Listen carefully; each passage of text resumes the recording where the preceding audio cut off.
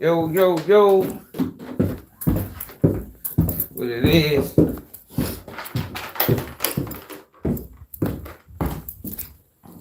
What it is.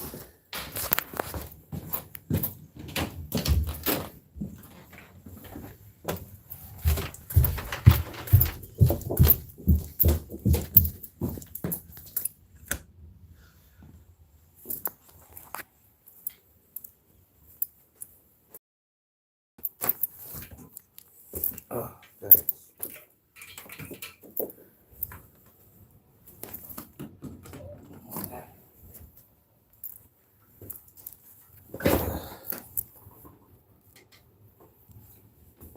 Whew.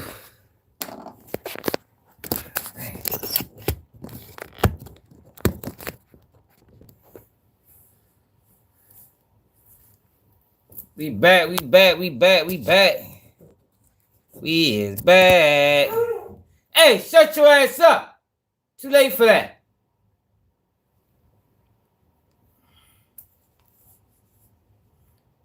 What happened? Yo, you good? Goodness. Hey, yo, Sean, close that door for me, please. Go back like I'd be disturbing his peace or something. They start whipping his ass. Thank you.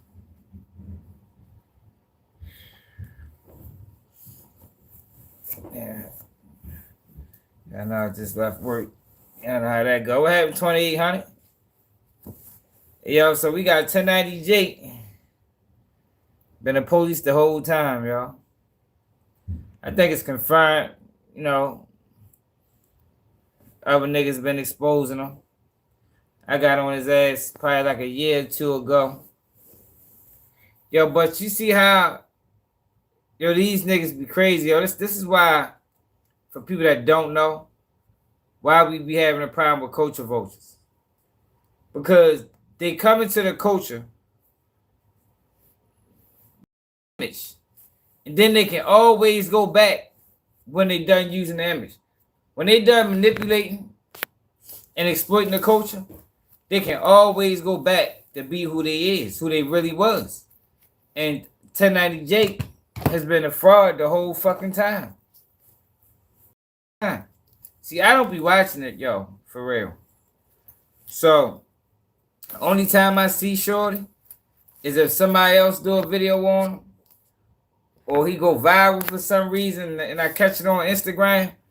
But for the most part, I don't watch that nigga. I ain't nothing you can tell me, man. Like, he ain't got no game for me. You heard me? But I seen he did an interview today, or yesterday. I don't know when the fuck he did it. But he did an interview with Bootleg Cash, man. And in this interview, the conversation of being an alleged gang member, and y'all won't believe what this nigga said, man. I mean, you probably should believe it. Because they all do it. You know, similar to the White Iverson nigga. A lot of them do it. Island Boys. You know what I mean? 6ix9ine.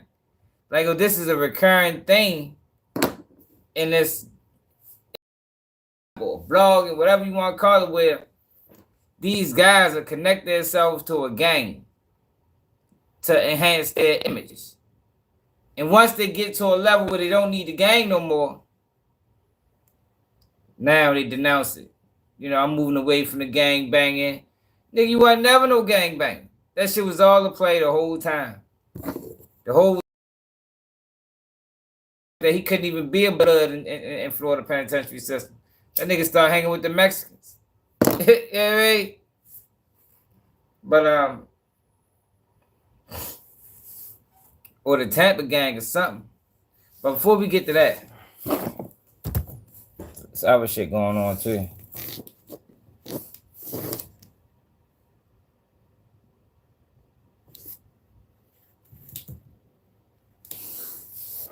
So Carmelo Anthony, what's up, Snake House?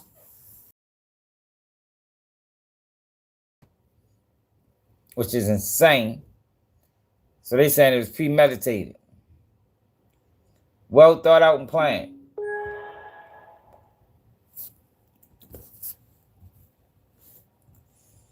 I swear, y'all, it's like when they cut out of us a murder, all they know is first degree. Or whatever you got in your city. What's up, David? That's all they know. They don't know nothing. They don't know about second degree. They don't know nothing about involuntary manslaughter. All they know is first degree murder.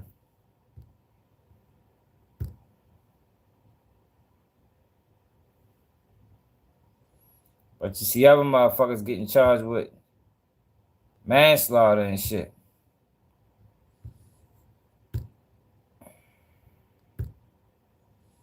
Y'all know I always gotta reconnect my computer to the internet.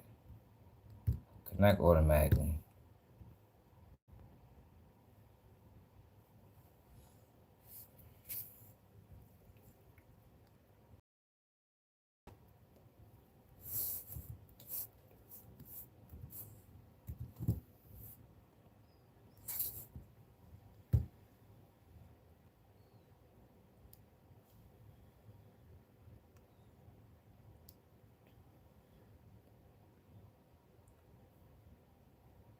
It's the motherfucking footage. This nigga lying. What's up, James? Great content needs a great audience. Like stretch be stretched. Yeah! Woo! Feel the stretch? With two buddies, you get everything you need to grow your audience. Click the link to sign up. Ain't no footage release. What are you talking about? What's up, the squad? Back with another, when it comes to Metcalf. You can just judge on by how, I don't want to hear what he got to say. He said footage got released. This nigga clout chasing. He's always lying.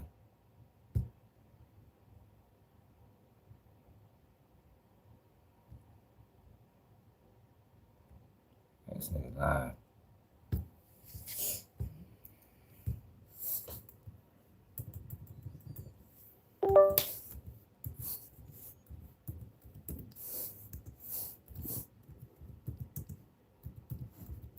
They probably didn't do no story on it. You know how they do.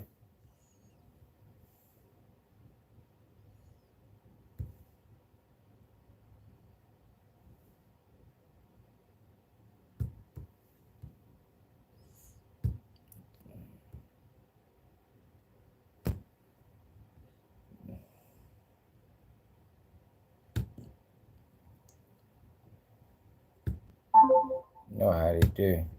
Hold on, y'all. When they on bullshit, a lot of times they like to the rug. The fuck?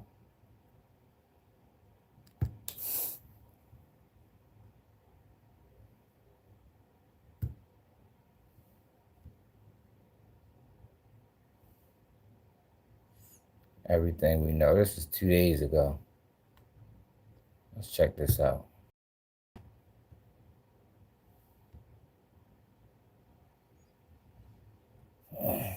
We ain't talked about this in a minute. See what the fuck going on.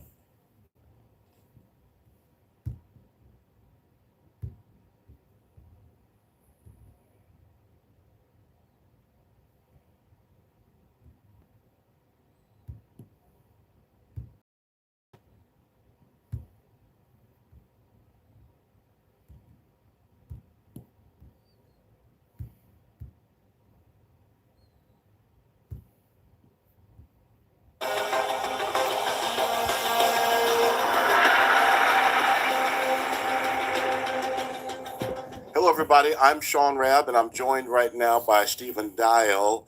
And we're going to have a conversation about an incident that happened in Frisco at a track meet on a Monday. So this is what I was saying earlier. Maybe this happened a couple of days ago or something. But I seen a post on Instagram when I was on the way home.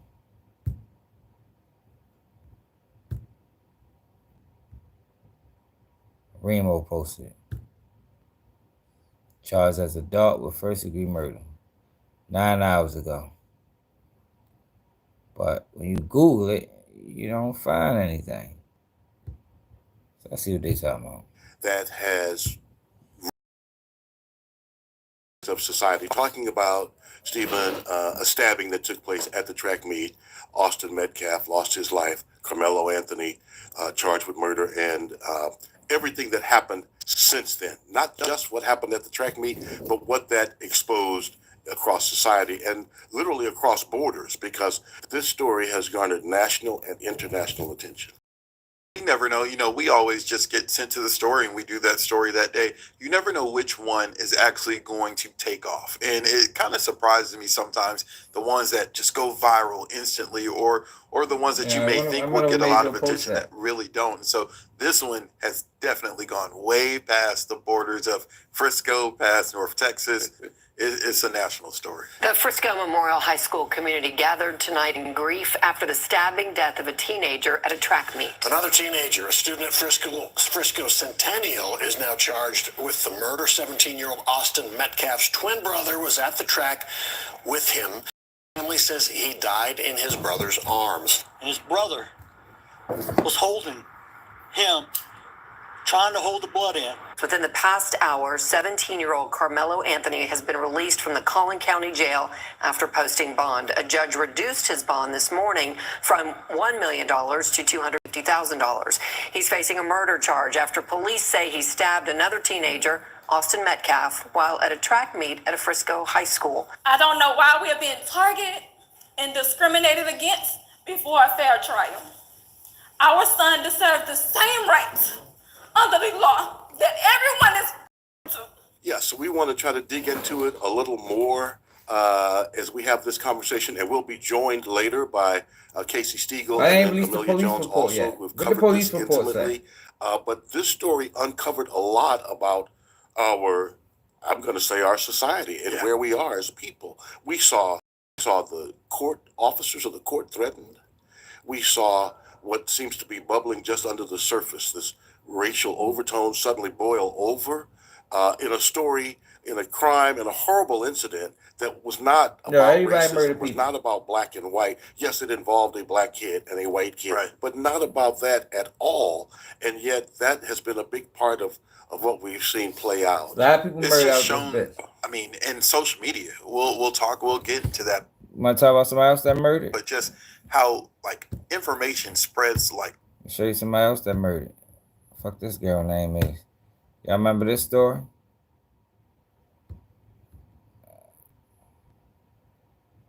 Yeah, we're gonna go back to that. Y'all remember?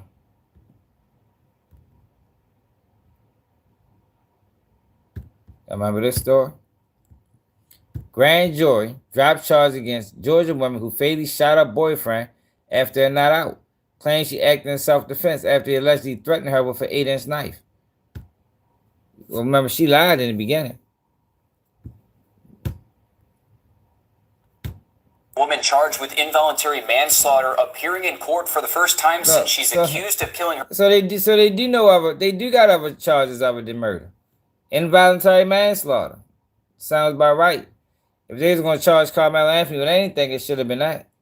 Her partner, 30-year-old Telvin Osborne. Hannah Cobb called 911 in the early hours of February 23rd, telling the operator she was cleaning her gun when it went off and hit Osborne. However, days later, Burke County Sheriff Alfonso Williams telling us there was no information or evidence about a person cleaning a gun before this incident happened. Now, I was there today as a judge granted a $25,000 bond. We also learned new details about this case. The first public appearance for 25-year-old Hannah Cobb, stepping in front of a judge facing a charge for felony involuntary manslaughter in the Telvin Osborne. The DA's office say they had been out all night at clubs in Augusta until around 2 a.m. They dropped a friend off at a hotel and went back to Burke County. Cobb was checking her firearm, as they do every night, when it went off, hitting Osborne. And as they were getting ready for bed, now he had a knife in his hand. Magazine. Woman charged with involuntary manslaughter appearing in it was for her cleaning the gun. So now he had a knife in his hand and the charges dropped. 9mm pistol, reloaded the magazine, And she stated that this is something she and Mr. Osborne both do every night after some sort of a prior home invasion event. Cobb told deputies she thought the gun was on safe while checking it, according to a report. Sheriff Alfonso Williams told us in a press conference last month, alcohol. If he really chased, why would she say that originally? Why would you? That makes sense. If he had an 8-inch knife trying to stab you, why wouldn't that be her original story?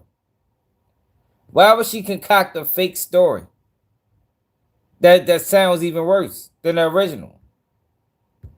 Was involved in this shooting, and they're not listing this as accidental. She acknowledged that she and Mr. Osborne had been arguing that night, and that led to a physical altercation between the two of them.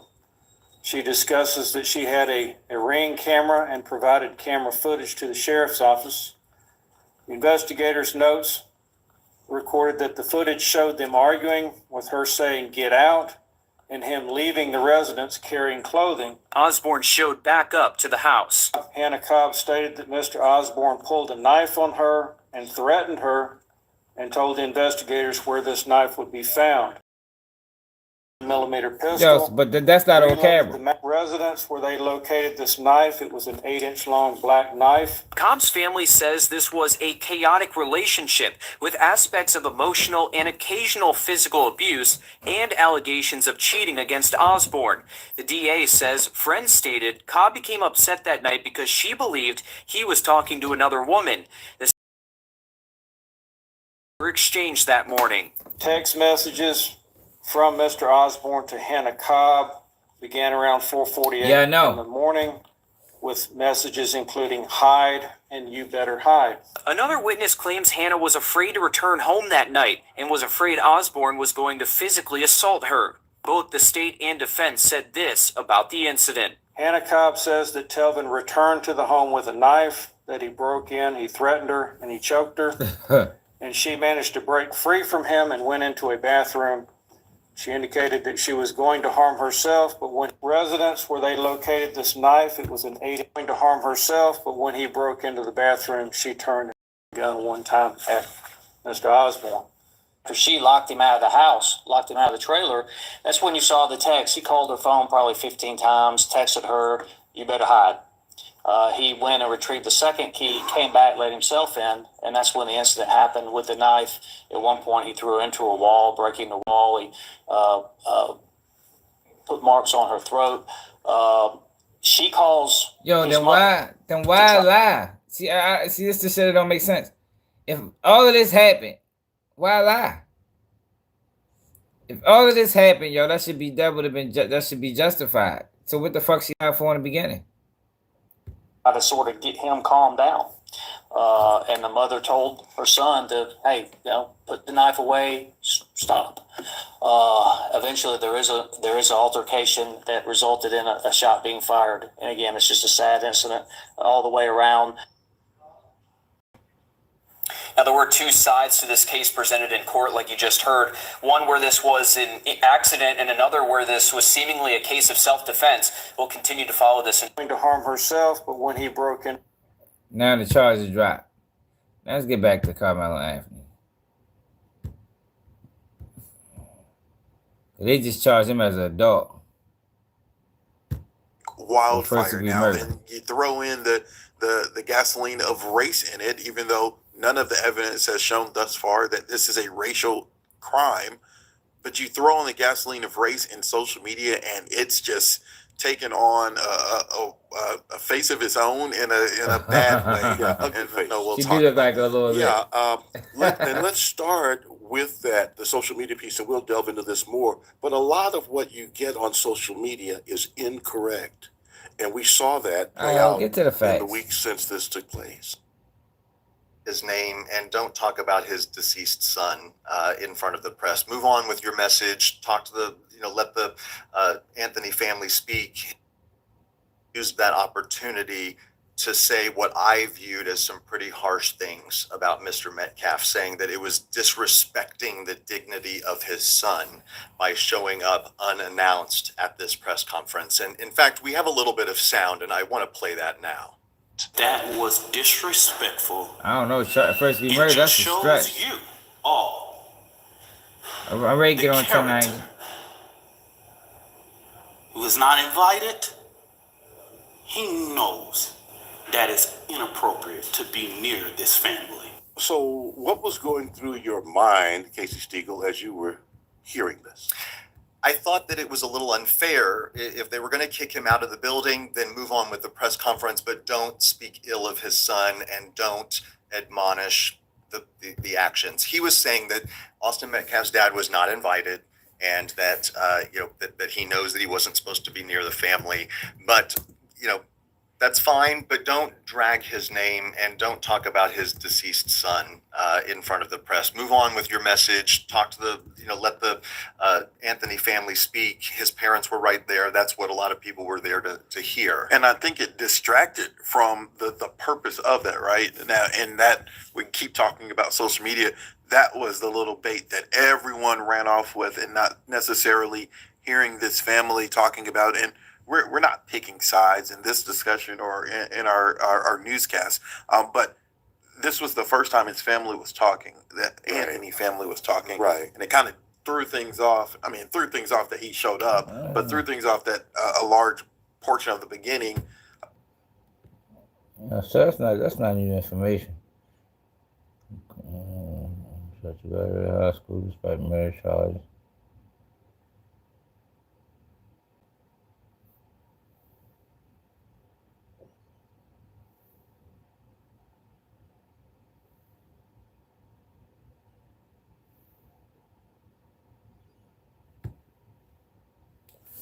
All right, so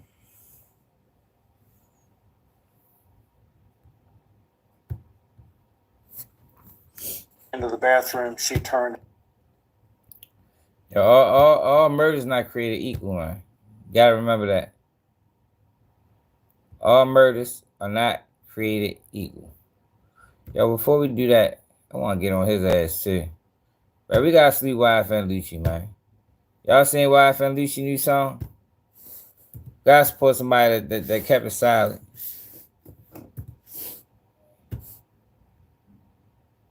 YF and Lucci, man.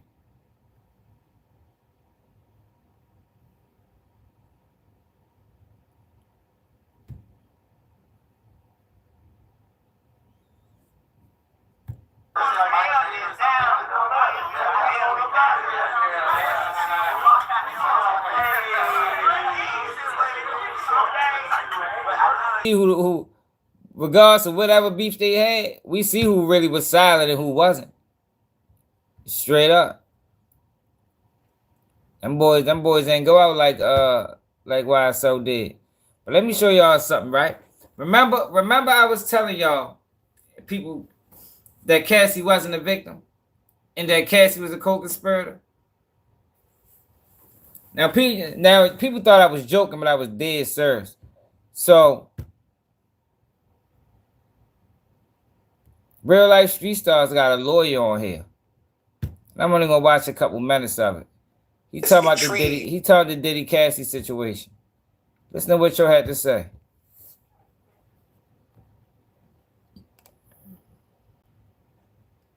Where you have a pregnant woman that's testifying, where the defense is like, yo, I mean, y'all are kind of rushing us. Why didn't y'all put her first if y'all were going to do that? You know, you have the right to put your for the male escort, and we can kind of work our way into it. But I'll tell you this. Are we doing the recap of the first week? Yeah.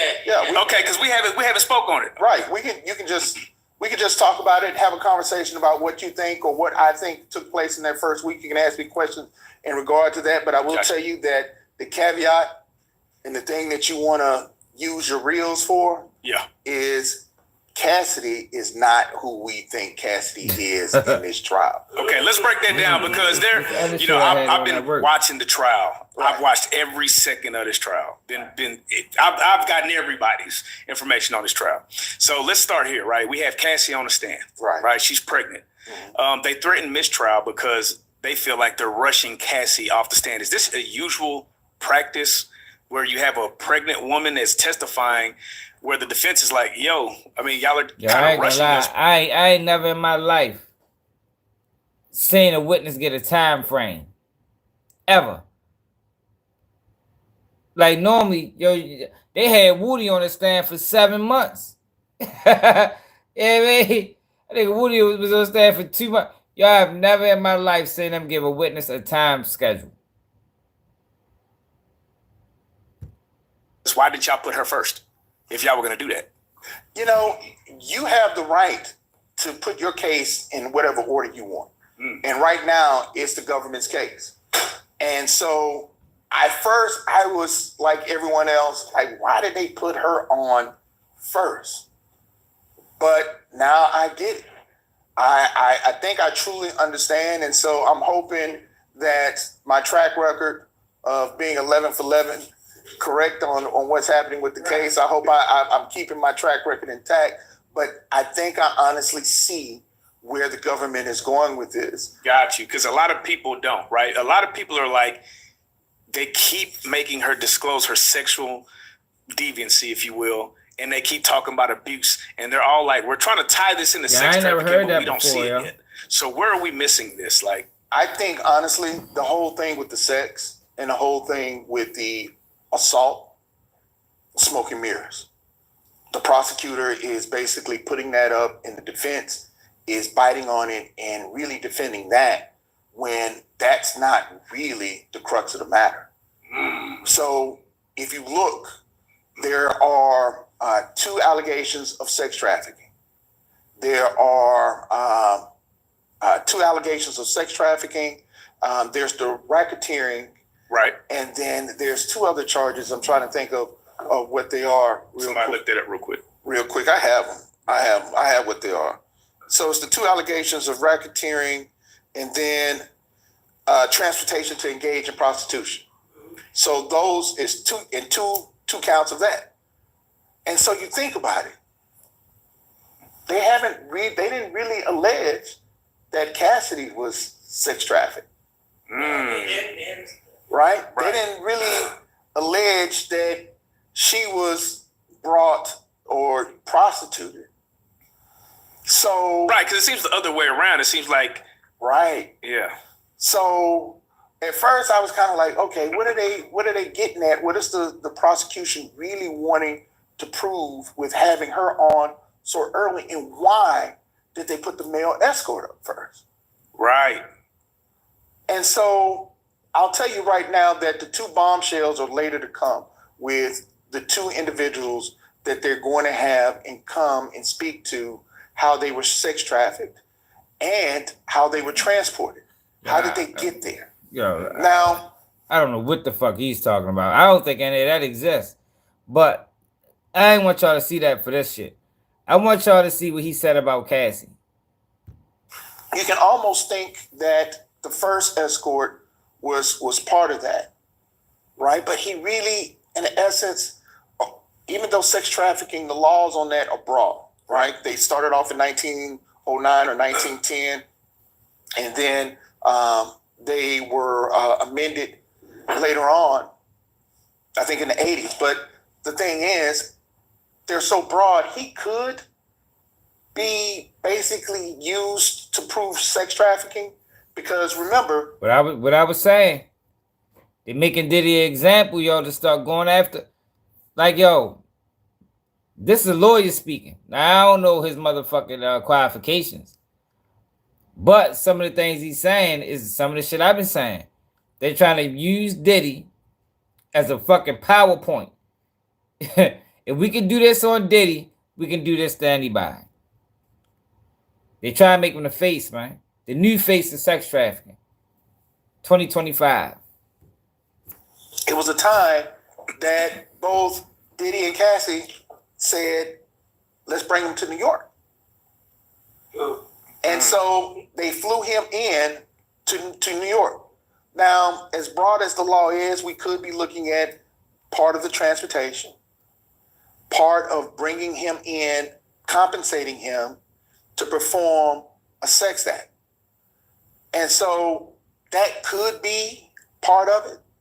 But the thing is, you really don't need the coercion or the collusion of Cassie or the whole issue with her being beaten, traumatized, and all of that to prove these cases.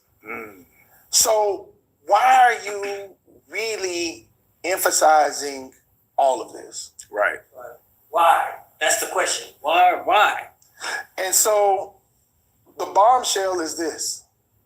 Real life street stars. Racketeering requires conspiracy. And so I was listening to some of the other lawyers and people talk about it, and it's like, well, it's very hard to prove a conspiracy of one and all of this, and it's rarely done. Cassie is not here to prove anything other than the racketeering because she's the co-conspirator. Ooh. Told y'all. Cassie's a fucking co-conspirator, man. She fucking snitching. Cassie did. She helped forward the situation. That's why I asked, got on that fucking stereo, but she's not credible. Now, I don't want to go into anything else he said, because I'm sure he probably said a lot of shit I don't even fucking agree with. But when it comes down to the co-conspirator, he dead on that. We've been talking about that shit for the last 3 days. When the fuck they dropped this video? 4 days ago. Cassie is a co-conspirator. She is. She's not a victim. Matter of fact, I'm gonna let him play some more. I think I listened to a little bit more of that. She's not a victim. She's a willing participant in Diddy Enterprises. I just said that shit earlier, matter of fact. Let's break that down.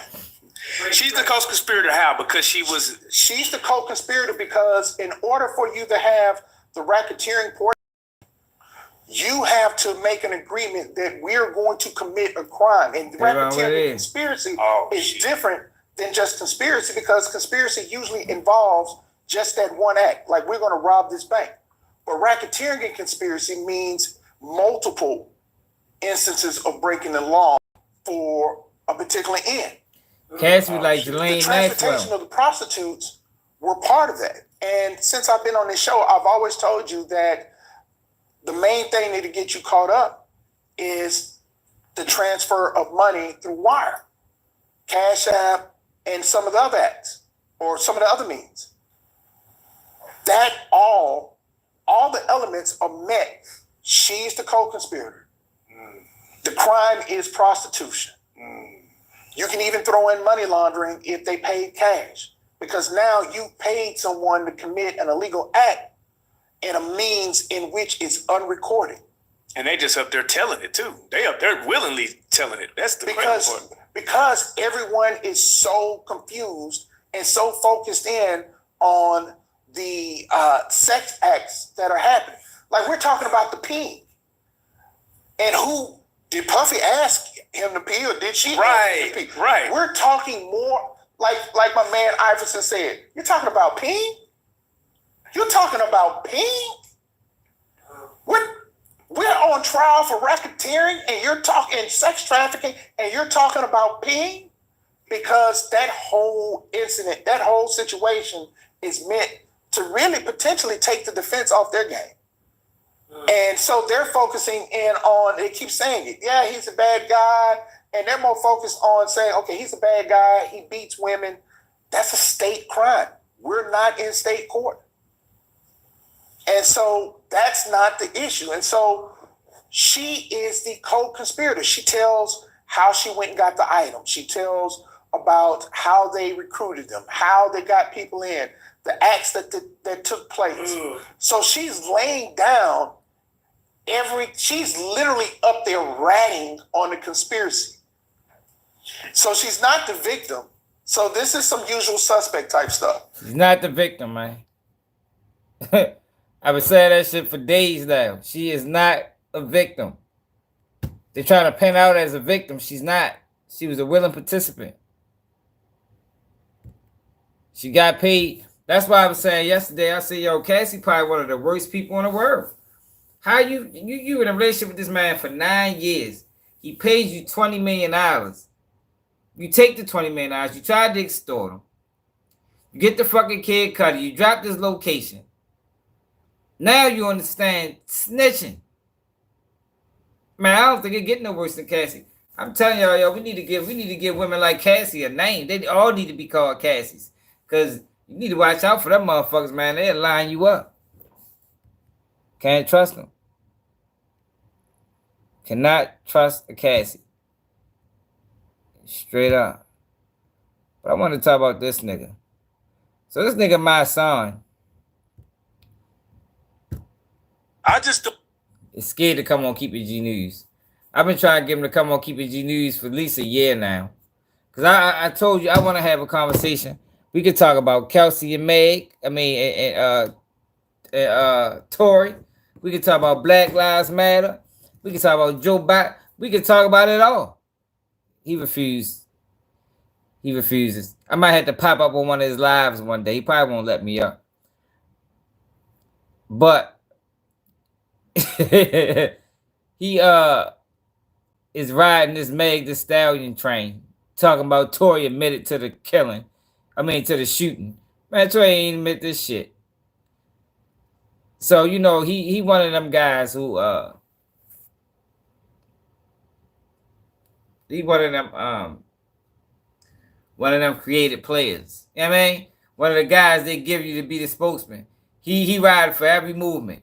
He rides for the Protect Black Women movement. He rides for the Me Too movement. He rides for the Black Lives Matter movement. Yo, you can't trust them people, man. Can't trust them people. Me Too movement was on with some bullshit. Black Lives Matter with some bullshit. All of these movements that he follow is bogus.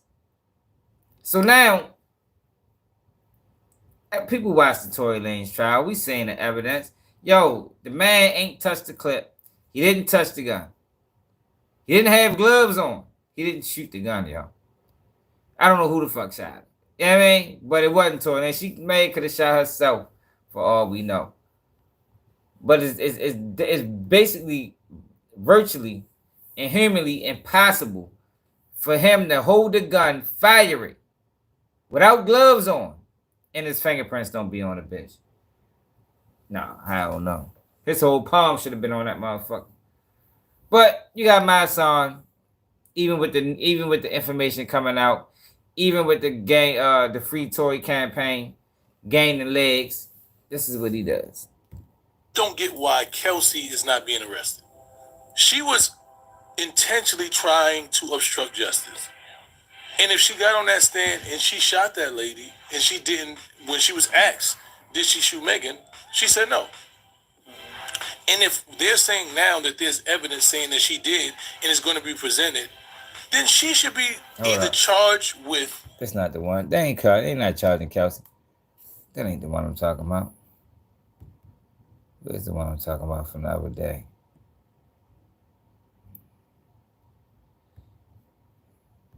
Hold on. What did he post that shit on? I just don't get. Is it this one? You know what else was presented at trial? Kelsey's text messages. Kelsey text message. Meg's driver and bodyguard 2 minutes after this happened and said Tory just shot Meg. Yeah, they did get shot, man. Look, I want you to look. You see this?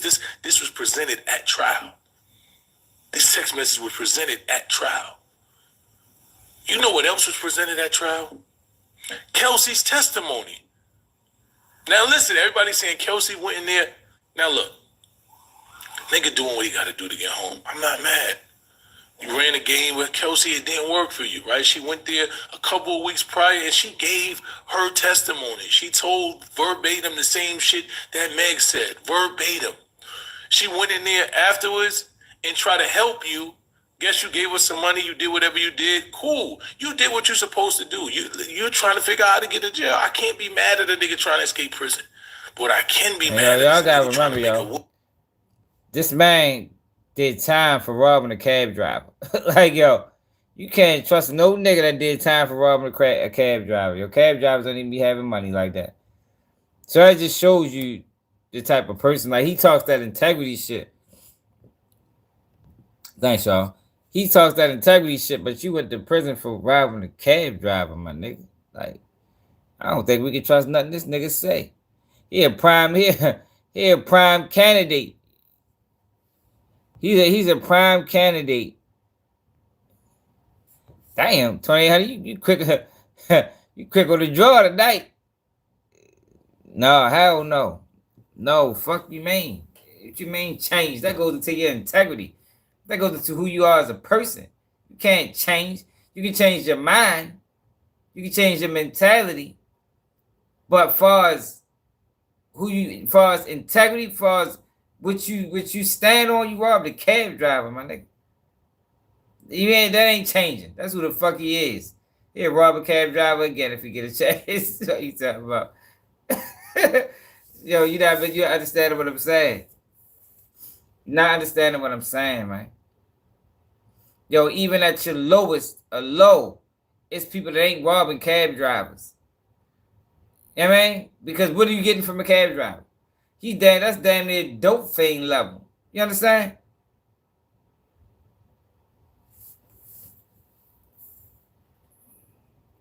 We got a lot. What's up, Yogi? Yogi, you been here before? We got a lot of races. Races must be up at night. The races come out at night. Woman who he shot looked like the bad guy. So Kelsey walks in there and she gives a whole statement to the D. I'm gonna give you the key parts here. I want you to listen to what she said. The argument, began with Tory and Megan. They're arguing, they're taking jabs at each other. He's calling her out her name. He's calling her like, yo, this is a lie. This is a lie, yo. Why is Tory beefing with Meg? Yo, that shit makes 0 sense. It makes 0 sense, man. Yo, there was no reason for Tory to be beefing with Meg. Hey, yo, you good over here, bro? I was talking about the people that was coming here writing the N-word. They're going to speak like this. They came right before you. So stuff he was saying. I can't honestly recall like verbatim. He was definitely calling her like bitches and hoes and so I stepped in and I said, you're not going to talk to my friend like that. Like I don't care what y'all got going on, but you're not going to talk to her like that. Yo, that is a lie. So why Meg cut off? If she came to Meg's defense, why are they not friends no more? Why are they not friends no more? Yo, they concocted this story, to put this shit on Tory, because it made more sense business-wise. The narrative that Tory shot Meg was better for business. They traded Tory for business, man. If the narrative was Kelsey shot Meg because Meg fucked Tory, Meg's career would have went down a motherfucking sewer. As opposed to rising up and be where she is now. Why they never said what started the fight? Why in this testimony or in her interview, what started the fight, Kelsey? So he got offended and now me and him are arguing. And we're taking, honestly, when I argue, I can say things that are hurtful too. So he was saying mean things, so I was saying mean things back to him. And do you remember any of the exchange? I'm about to get to what I do remember. He began to say, I'm from, he just started I'm from Canada, basically. I guess insinuating that they're gangsters or something. I don't know. I'm from Canada, my nigga. And I'm like, okay, and so, now we're just going back and forth. It's like I'm going back and forth with him. He's going back and forth with Megan. Right. Just like he said, my nigga, I'll shoot you. And so He said that to you? He said that to me. So he reached he was going to grab something. He reached towards the middle console, but he never pulled anything out. So Now, can you describe the middle console on the car? There's like I assume like some type of flat cover or lid. Correct. And then when he reached towards it, you just saw what? His hand moving? Yo, I don't know what the fuck you talking about. This case ain't about no gossip. This case is showing you how fucked up this criminal justice system is. How they put trumped up charges on you. If it's beneficial to their narrative. Maybe you can't keep up. You understand what I'm saying? Maybe you're a little slow and you can't keep up, yo. So just stop commenting and watch. Motion that he reached, he never opened it or, so it was just a motion. So I was like, okay, and if you shoot me, then I guess it's my time to go, and if you shoot me, just know I have people who will ride behind me, in my support, and he's like, he's just talking mess still, him and Megan, me and him. So then Megan, I guess we're on Sunset Boulevard at this time, and Megan demands that's the same thing. Megan demands for Quan to pull the vehicle over. So we pull over, and we're actually by a bus stop. Megan jumps out the vehicle. Tory follows behind her. Quan stays in. I stay in. Because it's just like we're in the middle of a road. Like, we're just arguing. This is, So Tory and Megan, they sit at the bus stop. They have, I don't know what conversation they had, a conversation if any, but when they got back in the vehicle, it was calm. Tory then began to... When they got back in the vehicle, do you remember where everyone was sitting? Yes, sorry. Megan got back in the front seat. Tory got back in behind Quan, so behind the driver's seat. So it was calm. Everybody was calm. Tory then began to apologize to me. And he's just like, I'm sorry, Kelsey, you're just a real ass nigga, and I had to tell you. And I'm like, what? An apology. Right, and so I'm like, but he's saying it loud. And so Megan can hear this. So that kind of stirred her back up. So now they're arguing back together. At this point, it's uncontrollable. Can't stop it. And do you remember anything at this point that was being said? At this point, they're arguing about each other's artistry as a career as an artist. She's telling him, like, you're only this and that because you're on a remix with Jack Harlow. And he's telling her things about her career as an artist, which I can't remember what he was telling her, but they just started hitting each other with their career as an artist. So now we're at the final, the next stop where the incident occurs. And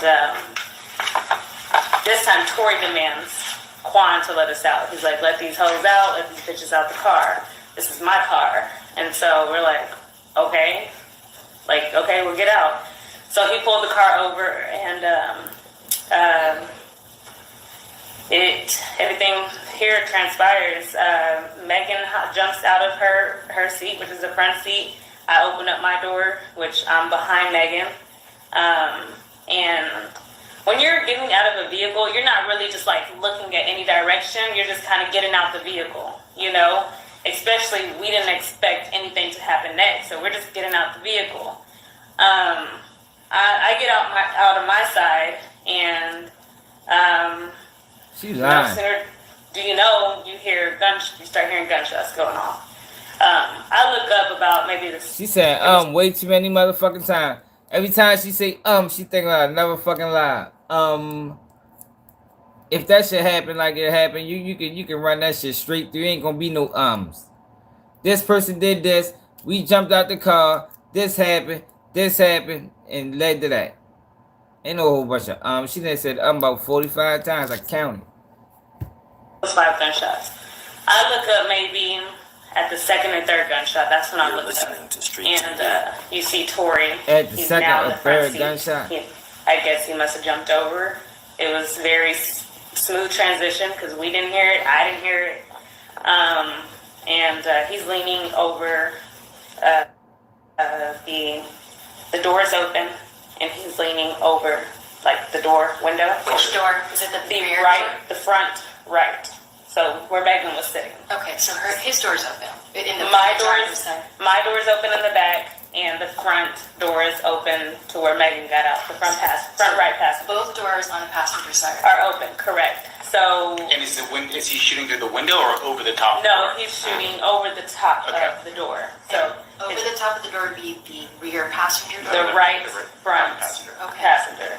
So again, as I said, he must have jumped, or I don't know how he did it because it was very small. I mean, very smooth. And he was leaning over the front passenger door, and you know he was shooting the gun. Where were you standing at this point? At this point, I'm standing kind of like my body's still like to the side behind the door, the rear passenger door. So I would say like my left side was the rear passenger, and my right side was kind of like this. Like this is the door, and I'm. Are you still partially in the car at this point? No, I'm out of the vehicle. I'm out of the vehicle. I'm just not around my door yet. Yeah. So. Do you know where's Megan? So I was about to speak on Megan. She was walking away when this happened, but by the third, fourth shot, and by the time I look up, she's facing towards us, and I've described it like a deer in headlights. I'm short. I'm 4'11". The vehicle is kind of a little raised up, higher than me, so I can't really see. I can only see from her chest up. That's all I can see. But the way Tory was angling the gun is kind of like, it wasn't like straight. It was like, down. It was down in her direction? Definitely in her direction. In the air, yeah, definitely in her direction.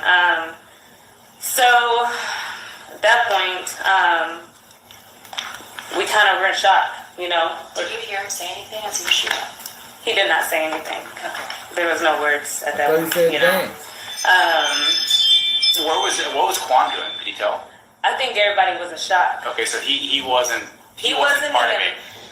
Right here, at this point right here, he wasn't part of this. What I'm about to get into next, I can't tell you guys where Tory pulled the gun from. Like I said, the motion when he first threatened me was middle console, but I don't know if that's where the gun was. But you had said he referenced shooting y'all earlier while you're in the car, right? He threatened to shoot me. As if he had a gun Correct. in his control somewhere. Correct. Okay. And so after the shots rang, it was like I said, 5 shots. We kind of froze, and by the time I get back into I snapped. Megan had either crawled or walked or limped over to. She's in a driveway. She's in a driveway on the side of the driver's side. She's in a driveway. Tory sits down. In the front passenger seat? In the front passenger seat. Okay. He's sitting. I guess just kind of shocked also. So I run over to her. I immediately ran to her. She's the forefront of my thoughts. My job as a friend in general is just naturally is to protect my friend, protect. So now I'm in defense mode on the behalf of Megan. I ran to her. Cut off then, she's on the floor. I never looked at her feet. I never really just got to look at her. I just know when I ran to her and she grabbed me, she had blood. So in my head, she had got shot because shots just went off and she's bleeding. That's what I think. So I see Tory coming around the vehicle. It's dark, lights are flat, hitting him. It's almost like a scary scene. So again, I'm in defense mode. I see him coming around the vehicle, and in my head, I'm thinking he's about to come over here and attack us. Do you see whether or not when he's coming around the vehicle, if he still has the gun? I don't believe he had the gun. So like I said, I just thought he was coming over to attack us. So I stepped in between where he was coming to where Megan was. And at that point, that's when the assault between me and him happened. He assaulted me. And Quan then comes out. He just comes and he picks me up like a little doll. He's like, Kelsey, they do this all the time. And I said, huh? She's bleeding. She's been shot. I don't know if y'all know she's shot. By that time, he's already to where Megan's at. So listen, these are the key parts. This is where the coward should come from me. Not only did he shoot Meg, he beat Kelsey up. He beat her up. Threatened to kill her and shoot her. Yo, this nigga believes any motherfucking thing. That story sound bogus. I'd have never repeated that story. That story sound bogus as a motherfucker. I'd have never repeated it. Alright, so let's get to 1090 Jake, y'all, because it's getting late and I'm tired. So 1090 Jake did an interview with Bootleg Cave.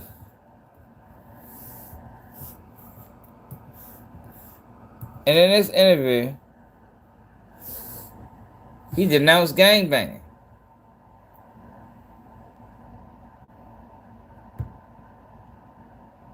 He didn't denounce gangbanging, y'all. The biggest white blood is what he called himself in the United States. The biggest. 1090 Jake on maturing beyond white blood identity. 1090 Jake. That Bootleg Cave views must be fake. How the fuck you got 400-something thousand subscribers? And your motherfucking, you can't even cross 1,000 views.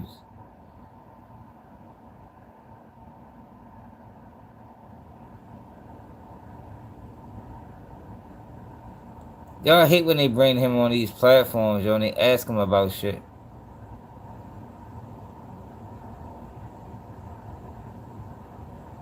Like, yo, he did not need to be asked nothing.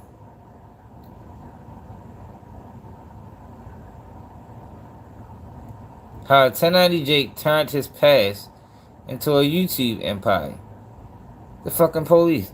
I ain't watching all that shit. But 1090 Jake say he's maturing beyond his blood identity.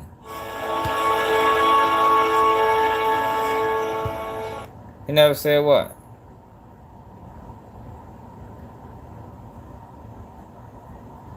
The biggest blood. He did say he was the biggest blood.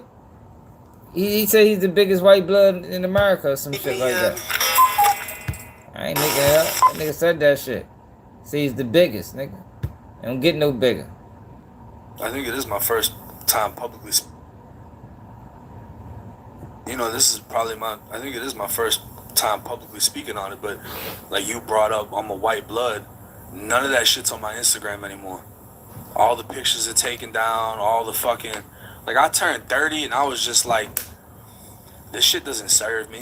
Yo, white people can't even be blood. It made blood. sense in prison. Brotherly love over out in Yo, nigga want never no blood. Yo, they didn't respect his blooding. When he went to Tampa, they didn't respect his blooding, man. Byron Blake been exposing the shit out of him. There's no bloods where he's from. He's not from an area in Boston where blood's wrong. This nigga's a created player. Created player. But they all created players. You know, all these created players come in as some type of gang member. 6ix9ine did it. 1090 Jake was just an evolution of 6ix9ine, man. The Island Boys did it. They do it with rappers. They give them some type of gang affiliation. For some reason that attracts people. I don't know why. I don't give a fuck about a gang. But for some reason, yo, that attracts people. But this is how you know when they fugazi. You know they fugazi when they get to a certain level, and now I ain't a gang member no more. Now I move past gang banging. That lets you know, yo, you wasn't never in no motherfucking gang, man.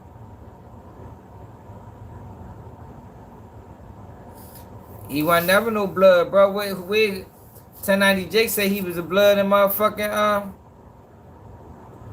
1090 Jake say he was a blood in Boston. That man was from a nice area in Boston, man. Wasn't no bloods there. I think he used that blood shit to create an image. Once he got booked, he had to do something. He was gonna die in that bitch. They treated him bad anyway. Even with it, because the Bloods ain't respect him. He was not a respected member.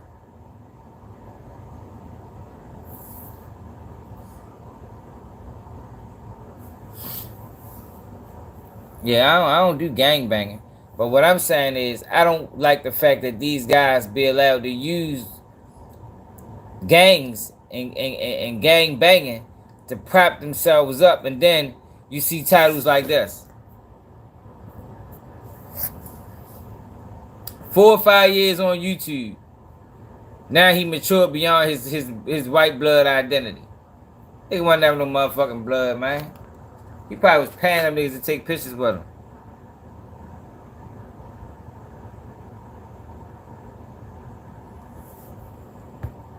We come together, we eat. They want to fuck us up. Well, we're going to fuck them up together, you know? Out here, it doesn't make any fucking sense.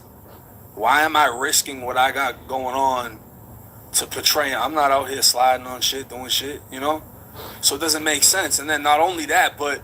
He wasn't never doing it. On the internet, people are going to question if you're tough, if you're authentic, if you're real, whatever, right? And there's nothing, you can kill people and they'll still think you ain't tough enough because you don't have as many bodies as him. You know, it never ends. Yeah, for me, my, what got me was, you know, traveling and meeting people at the top of the food chain within the, you know, and seeing like, damn, you ain't Scarface, you ain't fucking loaded. Like a lot of the people that started Blood back in the 90s on the East Coast of New York are all broke and fucked up. A lot of the big homies are broke and fucked up. So if you're 40, 50 years old and your life sucks, why do I, as a 30-year-old who's making more money than almost the majority of the entire fucking gang, what the fuck am I doing over here? Damn! Yo, he just disrespected the shit out them niggas. Yo, you don't hear this from gang members. The former gang members.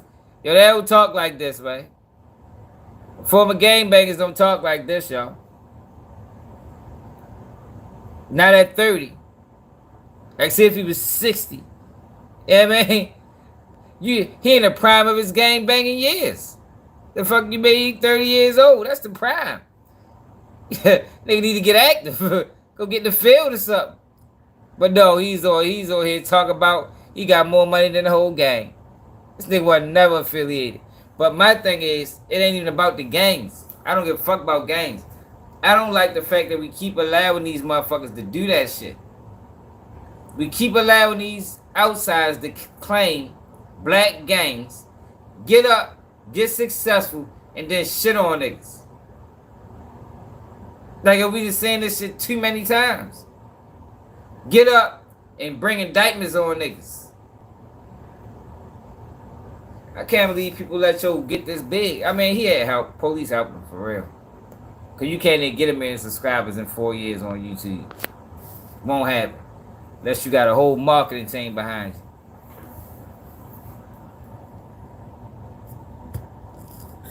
It doesn't make any sense. I got something better for and you, then, Grayscale. You know, there's some kids out of Boston that are cranking up lately. They're comedians. And, the guys at the sandwich shop? Yeah. It's my dogs.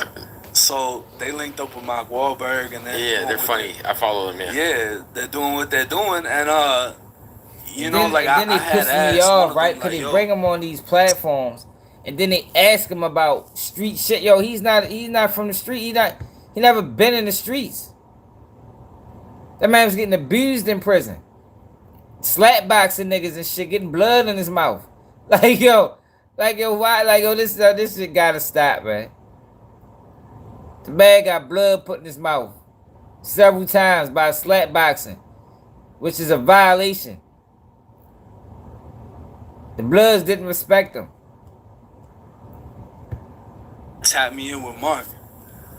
And, I asked him, and I could tell he was kind of cautious. Obviously, like, that's a big... Yeah, it's a big layup, yeah. It's a big layup, but at the same time, it's like, I had to look at myself, like, wait, who is he presenting to Mark Wahlberg? And I looked at my Instagram, and it's like, it's banged out, it's me with 30, 40 people with red flags, this and that. It's like, I'd make him look bad. I know he's from a great area. Presenting that. You know what I'm saying? I already solidified who I am with what I've done and everything else. The shit, like the N-word and everything else, all it does is hold you back when you get to a certain point. I don't want to be 40 acting like I'm 20. And that's the reality of what a lot of gangs are. It's the same shit in prison. You got a lot of 40-year-old teenagers that are big gang members that don't give a fuck about life, don't give a fuck about your life, and they stay in the same cycle because they can never figure it out. This is amazing. You know what I mean? So, like, that's where I'm at now with a lot of that shit. And with a lot of the rappers, the ones that get away from everything are the ones that survive. And they have longevity. They have longevity. I mean, even with Thug, how bro, like after Thug blew look at this nigga. Like, yo, what? Who? How do people ever believe him? Like, yo, this shit is crazy, man. Out of that million people that follow, yo, how many people ever believed anything he said? Y'all believe he was in the joint causing terror? This guy. he was in the joint causing pain to people. Man, fuck, man, that boy's on lockup. Scared to death. Administrative. That boy's on admit by choice. Every fucking jail he went to, and he only had a year and some change. Up and all that shit, like they grabbing him on old shit. You know what I mean? And even just with shit that's happened in Tampa, people I've known or maybe met once or twice, and they get arrested on some crazy shit. I don't want to be tied into that. Now, if you're a local business owner, listen up because I'm going to show you how to rank #1 on Google Maps. Yeah, he's going. Yeah, yo, but look, I'm gonna go to Byron Blake video. Yeah, like the game denounced him. He couldn't even be a blood in the joint. He had to be in the Tampa gang. Yeah, man, like, yo, they didn't allow him to function. He couldn't function with the guys, man. Yo, that man couldn't function with the guys, man. But did he get on the internet? Yo, but it all makes sense as to why. It all makes sense as to why he got on the internet and did what he did, though, yo. The man got heavily disrespected in Florida penitentiary system. Like, he got a stark dose of reality. He thought he was affiliated. He thought he could fake it till he make it, and it didn't work. And he got beat bad, and he got slapboxed and got blood put in his mouth. So what he did was he waged a war on Florida Department of Corrections and went back to Boston. And he haven't been a gang member since. Fucking story of his life. But the problem is, like I said, yo, I don't like how we keep allowing these niggas to do that, yo. He done got rich. Shorty made $1 million off being a fake blood. Meanwhile, the real bloods out this bitch dying and they killing and they living and bleeding for this red shit. But they allow a motherfucker like him who fake to come in, use their history. It's similar to like Chief Keef and O-Block and Rondo number 9. And like, yo, you can't have Chief Keef without C-Day.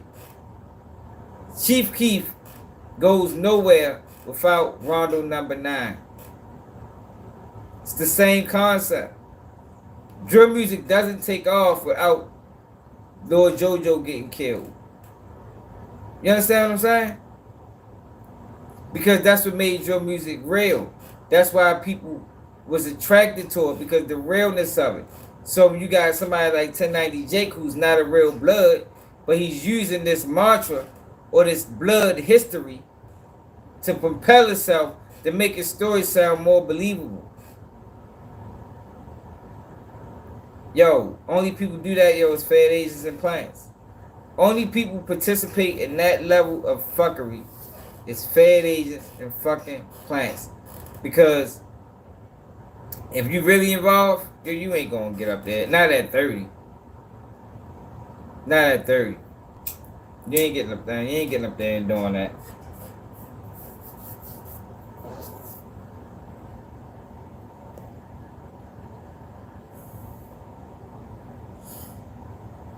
Yo, people don't want to believe it when it comes out of Chief Keef. Chief Keef is a plant too. How he the only one survive? Why the labels didn't rally around nobody else and take them out the hood? But people don't want people become fans, G man, and they start throwing out common sense. Say, oh, Chief Keef was the smart one. How no, Chief Keef is protected heavily. Meanwhile, everything around him died. Everything around him went to prison, and he ain't lend out no helping hands. Only people who helped was a few people that was close to him. But the guys whose names he mentioned, like a D Rose and Rondo number 9, the guys that he used their image and their crimes to propel his career. He ain't do shit for them niggas. I just got off work, buddy. See my motherfucking pants? Dirty as a bitch. Look at my shirt. Stop coming in here prejudging about shit you don't know nothing about, fuck boy.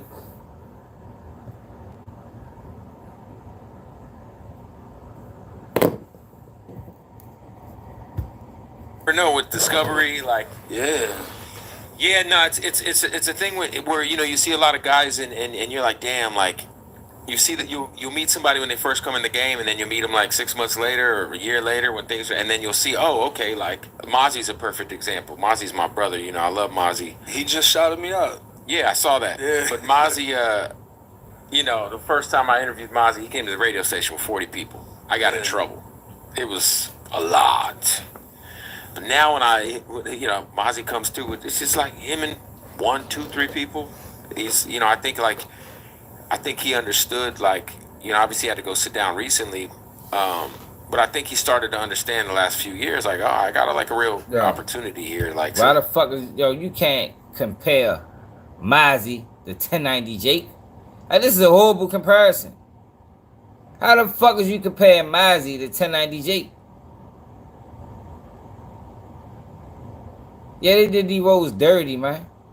And that's why people get mad at me when I say, they should have robbed Chief Keef. What the fuck you made? They robbed him. He deserved to be robbed. Like, just we keep it real over here, Like, I don't know what they do on these other channels.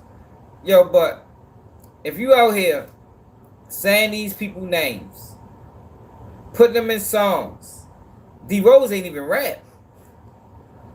They want no rapper. Making their name hot with the police. Then they go to jail. And you don't got no lawyer money. You ain't got no bail money. Man, he deserved to be robbed for that, man. They lucky they ain't killed Chief Keef for that.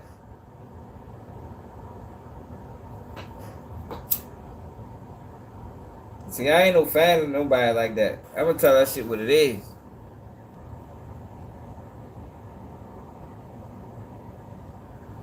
Look. Chief Keef ain't no plant. You wildin' on that, He just smart and left. All his main homies. You ain't hear what I just said? What about D-Rose? Don't make me call D-Rose, boy. Here, fuck you over. What about y'all? You think a 16-year-old? You think a 16-year-old with money gonna leave their city? A 16-year-old in the mix finally got some money from the hood, gonna leave their city? Man, you done lost your motherfucking mind. Oh, the fuck they ain't. They at home. I got money now. I'm the king of this bitch. I ain't going nowhere. Look how long it took Dirk to leave. Look how long it took G Herbo to leave. Look how long it took Bibby to leave. That's not reality, my nigga. It's not reality. He was protected. So he could push this bullshit. This drill shit. People gotta start looking past the smoke and mirrors, man. That boy's protected, man. He ain't leave. What the fuck? He was smart enough to leave. All of a sudden he banned from Chicago. Why they ain't ban nobody else? You had a whole drill movement. You just banned him. Why you ain't ban drill altogether? Like, come on, don't piss me off today, with the stupidity, my nigga.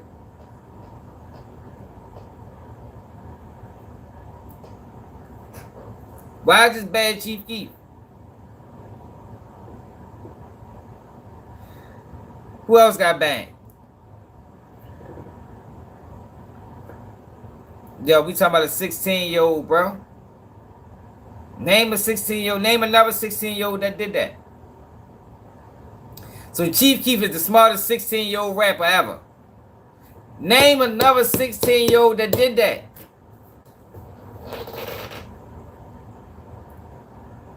I bet you can. I bet you can name another 16-year-old rapper that got signed and moved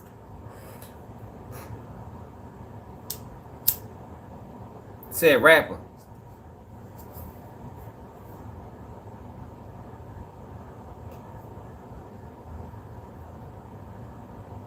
Young boy ain't move.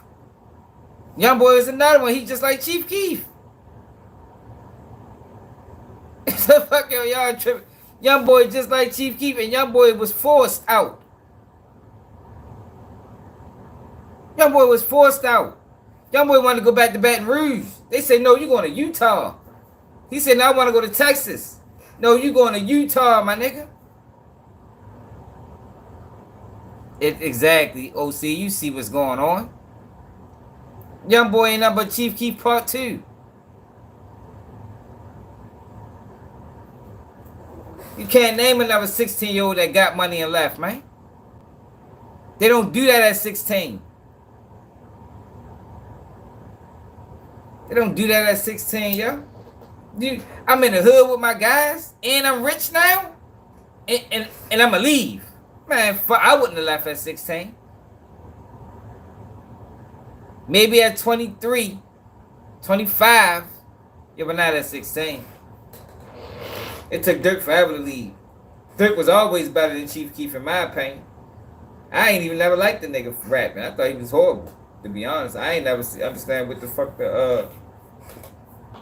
I ain't never understand what people liked about him.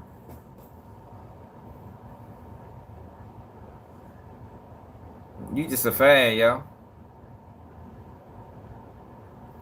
Yo, so why he ain't help none of the guys then, yo? Why he ain't help none of the guys then, bro? I think he was told not to help none of the guys. Yo, Dirk just left Chicago, probably not even.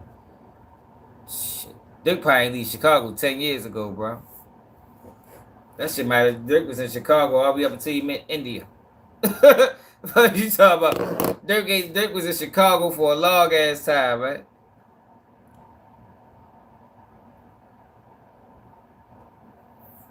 That nigga might moved to Chicago 2018.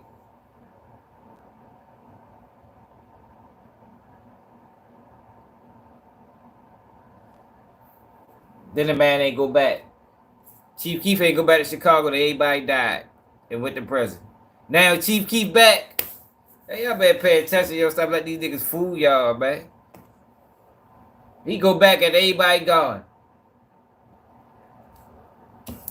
Chief Keef first concert in Chicago since 2010. They should have turned on him.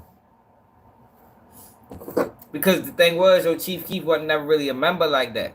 He just lived around. He wasn't King Von. He wasn't Monadoo. I mean, he wasn't E, what the fuck the little nigga name? E Doug, whatever the fuck his name is. He wasn't none of them guys, man. He was just a nigga around. And he used those guys' image. Like 1090 Jake. Bring it back to 1090 Jake.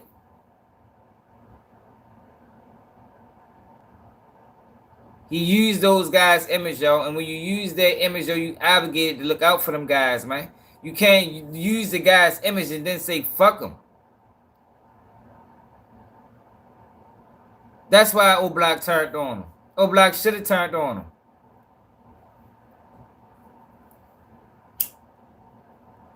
See, I don't know where y'all from, y'all, or how y'all carry shit. Yo, but we don't be playing games. You feel me? Like, O-Block should have turned on him. No, I'm talking about the fact that he used their image. He used their likeness. Like I said, y'all, you can't. So Sean, what the fuck, whatever your name is. You can't use those guys' image and then say fuck them. Because it wouldn't be no Chief Keef if it weren't for Rondo number 9 and the murders. It wouldn't be no Chief Keef. It wouldn't be no Chief Keef if it wasn't for D Rose and the murder. It wasn't for C-Day and the murder. It wasn't for, like, all of that plays a role in what made drill music even a thing. You can't have one without the other. Because part of the reason what made people attracted to drill music was the realism. The realism made drill music attractive.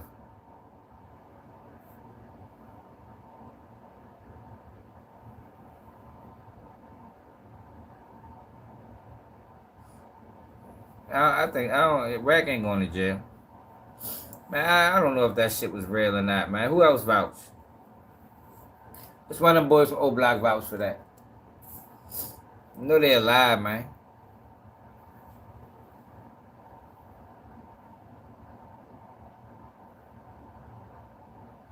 So you can tell how he speaks now that he was a good kid. Like, look at the transformation. That boy's still in his 20s. He talk like a fucking college-educated kid. Like, he don't talk like the rest of them boys. He don't talk like King Von. He don't talk like Dirt. He don't talk like G Herbo. He don't talk like none of them boys. Then we gotta go back to the interview and listen to him talk. He wasn't in the mix like that. He used them boys, right? And the industry noticed it. That's why I say he's a plant. Now, he might didn't come in as a plant, but he's similar, you know, they flipped him. Yo, this drill music shit is taking off. He's the face of it. Move him out here, and yeah. That's what they did. Yo, why ain't nobody else learn that? Like, yo, y'all keep like, what is Chief Keef an anomaly? Like, he learned how to speak. He was just smart. He the only one smart. He the only one learned how to speak. Yo, he wouldn't even do interviews back in the day because niggas would have exposed him. If he'd have did interviews back in the day, niggas would have been spotted him. They kept him from doing interviews. Y'all must don't know how this shit works. I think y'all be thinking shit. I don't know, y'all. The average viewer don't understand how this shit works. You ain't going nowhere unless they allow you to go somewhere, man. Especially to get to that level. Everybody has to be controlled, man. To reach certain levels. They gotta have some type of control. They gotta know at the very least that you can be tamed. They don't want wild gunfire out this bitch. They don't want loose cannons running around.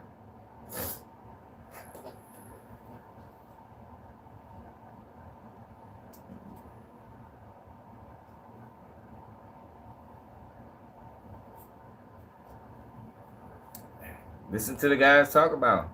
Nobody in O Block respects him. What you mean? Some niggas don't respect them. That's they don't get no more valid than that. They don't respect them. They don't do, when they talk about who the king of drill, they don't say Chief Keef. Niggas say Dirk. Niggas say King Von. Niggas Chief Keef like third. I even heard people say King Louis.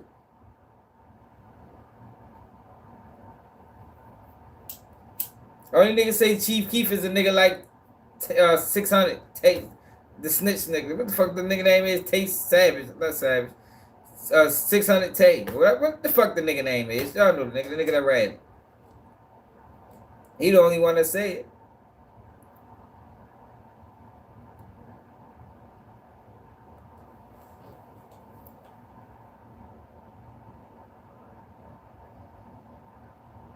Take a poll, that's his name.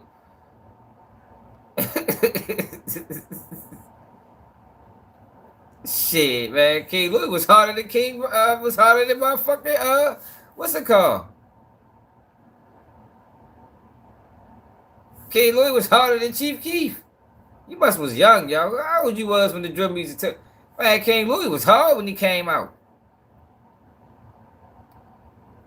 Man, you got we ain't gonna say FPG Butter. Butter, we ain't even talk about him. You can't believe nothing Butter say. Butter's a bitch who lie.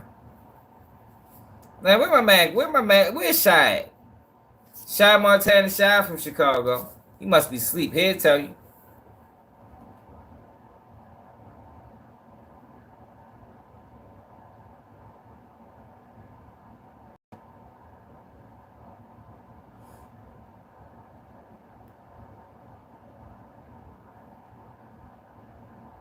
Katie got bangs.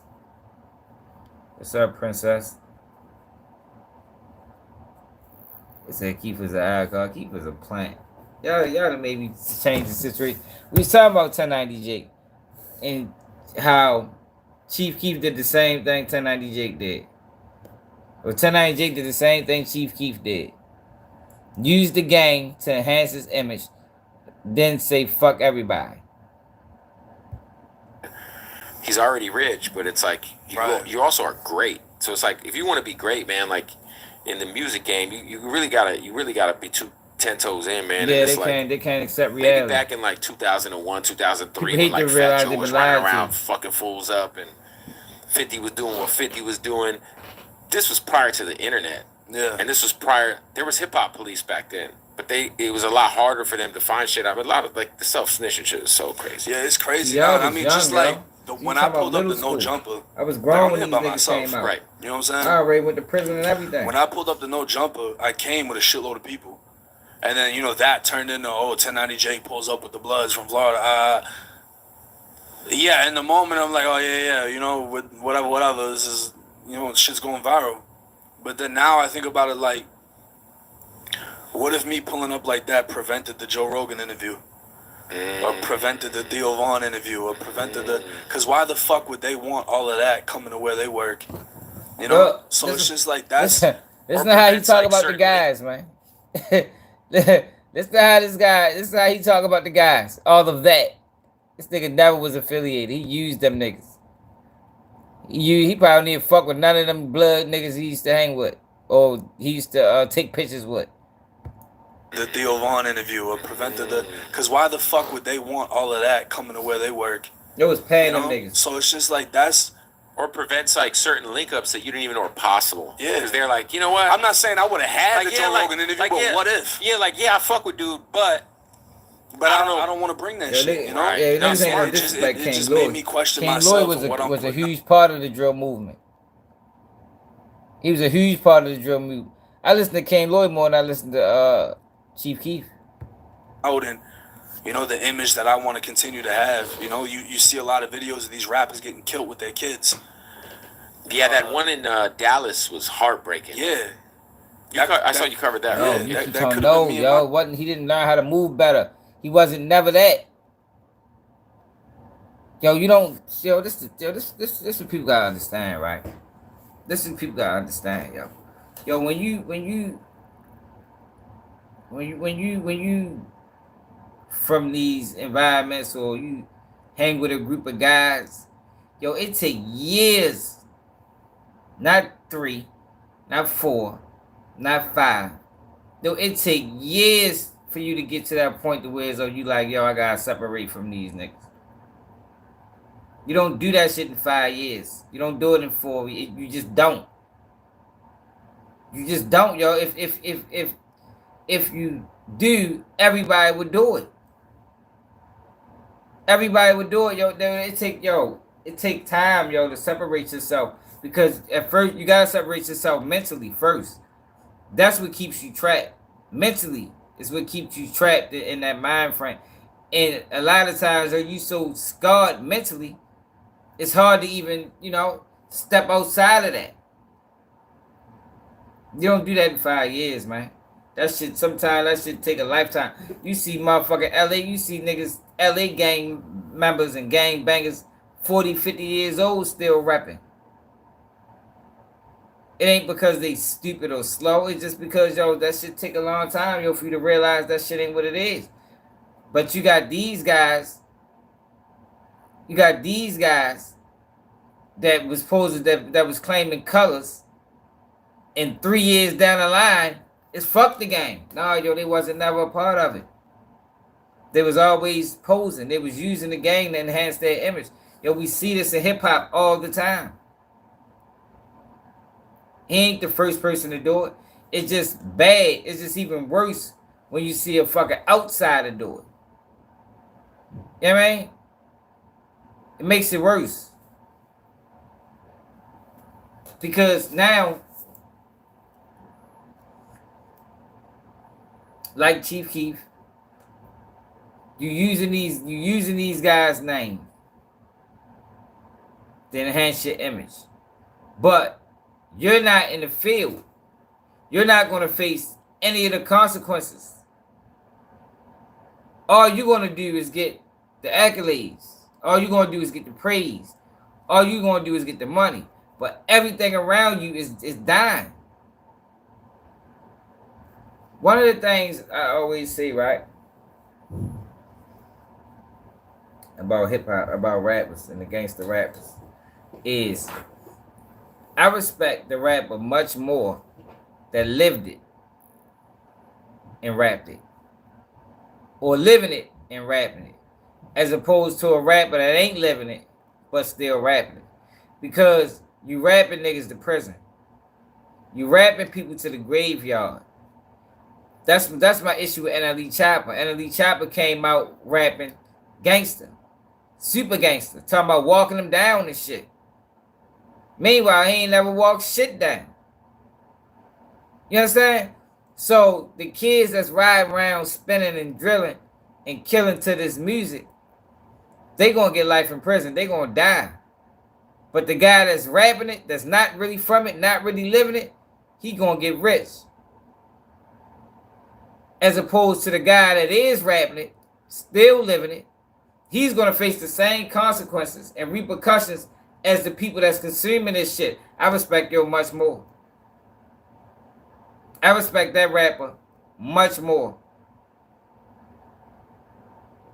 Because you're gonna face you in this. Yeah, you rapping it. Yeah, it's detrimental, but you're gonna face consequences just like they gonna face consequences.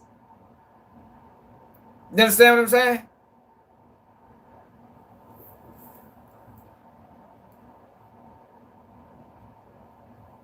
I don't fuck with these guys that's posing, man.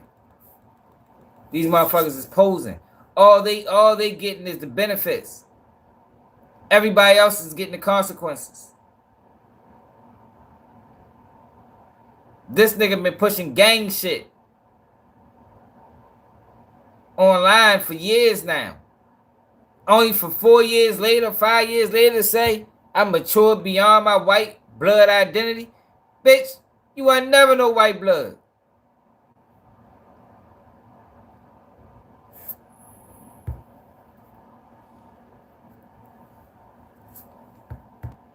My daughter, I got a your blood, your white people can't even be bloods. Like, I don't know where, like, they didn't let them function in Tampa.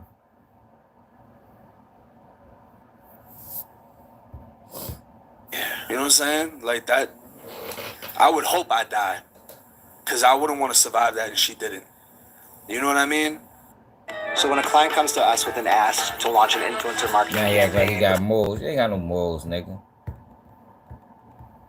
You out here faking. All right, well, how do I prevent that? Change the image I'm giving. Stop with the fucking, presenting myself in a certain way, because that's what people are going to expect when they see me. But he wasn't. And a lot of people are surprised. I'm mad cool. I always take pictures with people, shake hands, thank yous, all that shit, So it's just like, I'm not trying to give off an image of a lifestyle that I no longer entertain. Yeah, because the other thing, too, is you got to understand, like, I feel like once you have a kid, man, things change for sure. They're supposed to. They're supposed to. And the other thing is you're supposed to change. Yeah. It's like you're supposed to want to get out the hood. You're supposed to want to never go. Like, all this, like, man, you don't even come to the hood. Like, why would I go to the hood? Like, why are y'all going to the club every weekend celebrating failure? Yeah, why? Listen to these niggas. Yo, you don't talk like this about your gang, yo, if you was really gang banging, yo.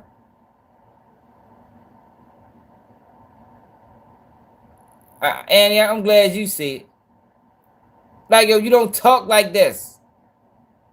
Like, yo, I didn't watch probably 3 interviews of yo recently. I be riding in the truck all day, so I be running out of shit to watch. So I tap into Vlad TV, 1090J. Yo, and all he does is disrespect. This man be praising the police. How you go from being a gang to now you praising police work? They were the police the whole time, man. We over here popping bottles on fucking, at a nightclub, you know, for $500 a bottle when you can't even fucking pay your rent. You can't even. You don't even talking have a about fucking house. I can't watch no more of this. I can't do this. It is 2 white men talking about black people. Matter of fact, fuck, we're gonna watch the rest of it. They ain't talking about their own people. They talking about black people having a casual conversation about black culture and black people and how they really feel. Like they the only ones that got money. I know niggas that got more money than 1090 Jake out the streets. What the fuck you talking about? Like, oh, these niggas be tripping, man. You take the homies to a nice restaurant, they don't even know what to order. Like what? Like what's market price? How do y'all know the whole McDonald's menu by heart, but you don't even know how you want your steak? Jesus Christ, I'm done. I'm sorry. We gonna Bob and Blake 1090 Jake exposed. Damn, he's shitting on his own homeboys.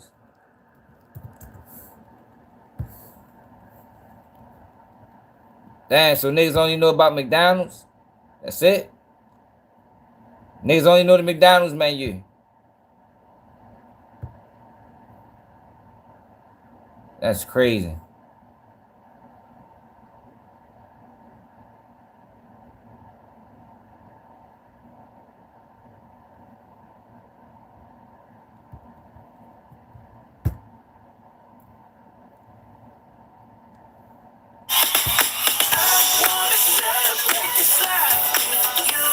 And that bitch getting blood slapped in his mouth in the joint. A couple of years, I know many of you, like myself, have been wondering, what is up with Jake and the Island Boys? I mean, as much as some of y'all may dislike this 1090 Jake Exposed series, we have to acknowledge that 1090 Jake has been consistently riding the Island Boys for about 4 years now. Well, I decided to look into it. And while 1090 Jake appeared to be pressing a line, what I found was that he was actually staying true to his agenda to bring down gangs and drug operations. So on today's episode of 1090 Jake Exposed, I will be breaking down how 1090 Jake used exposing the Island Boys as a cover-up for his role in helping to dismantle the Florida chapter of the Sex Money Murder Bloods. After Jake made his appearance on the news in what was clearly a third-party cooperating move to stop the prison drug operations, I was trying to shed light on inmate deaths in the system and how many overdose deaths were being reported as natural or accidental. I was sent videos by current prisoners who couldn't get the message out, so I used my platform to be their voice. the Florida Department of Corrections would stay true to its word and take the matter seriously, causing them to shake down many prisons, and that would lead to the discovering of a lot of contraband cell phones. Those contraband cell phones would turn up a lot of information. That information would be used to aid the state and federal authorities with launching investigations into several different organizations that had a presence in the Florida Department of Corrections, amongst which were the Sex Money Murder Bloods.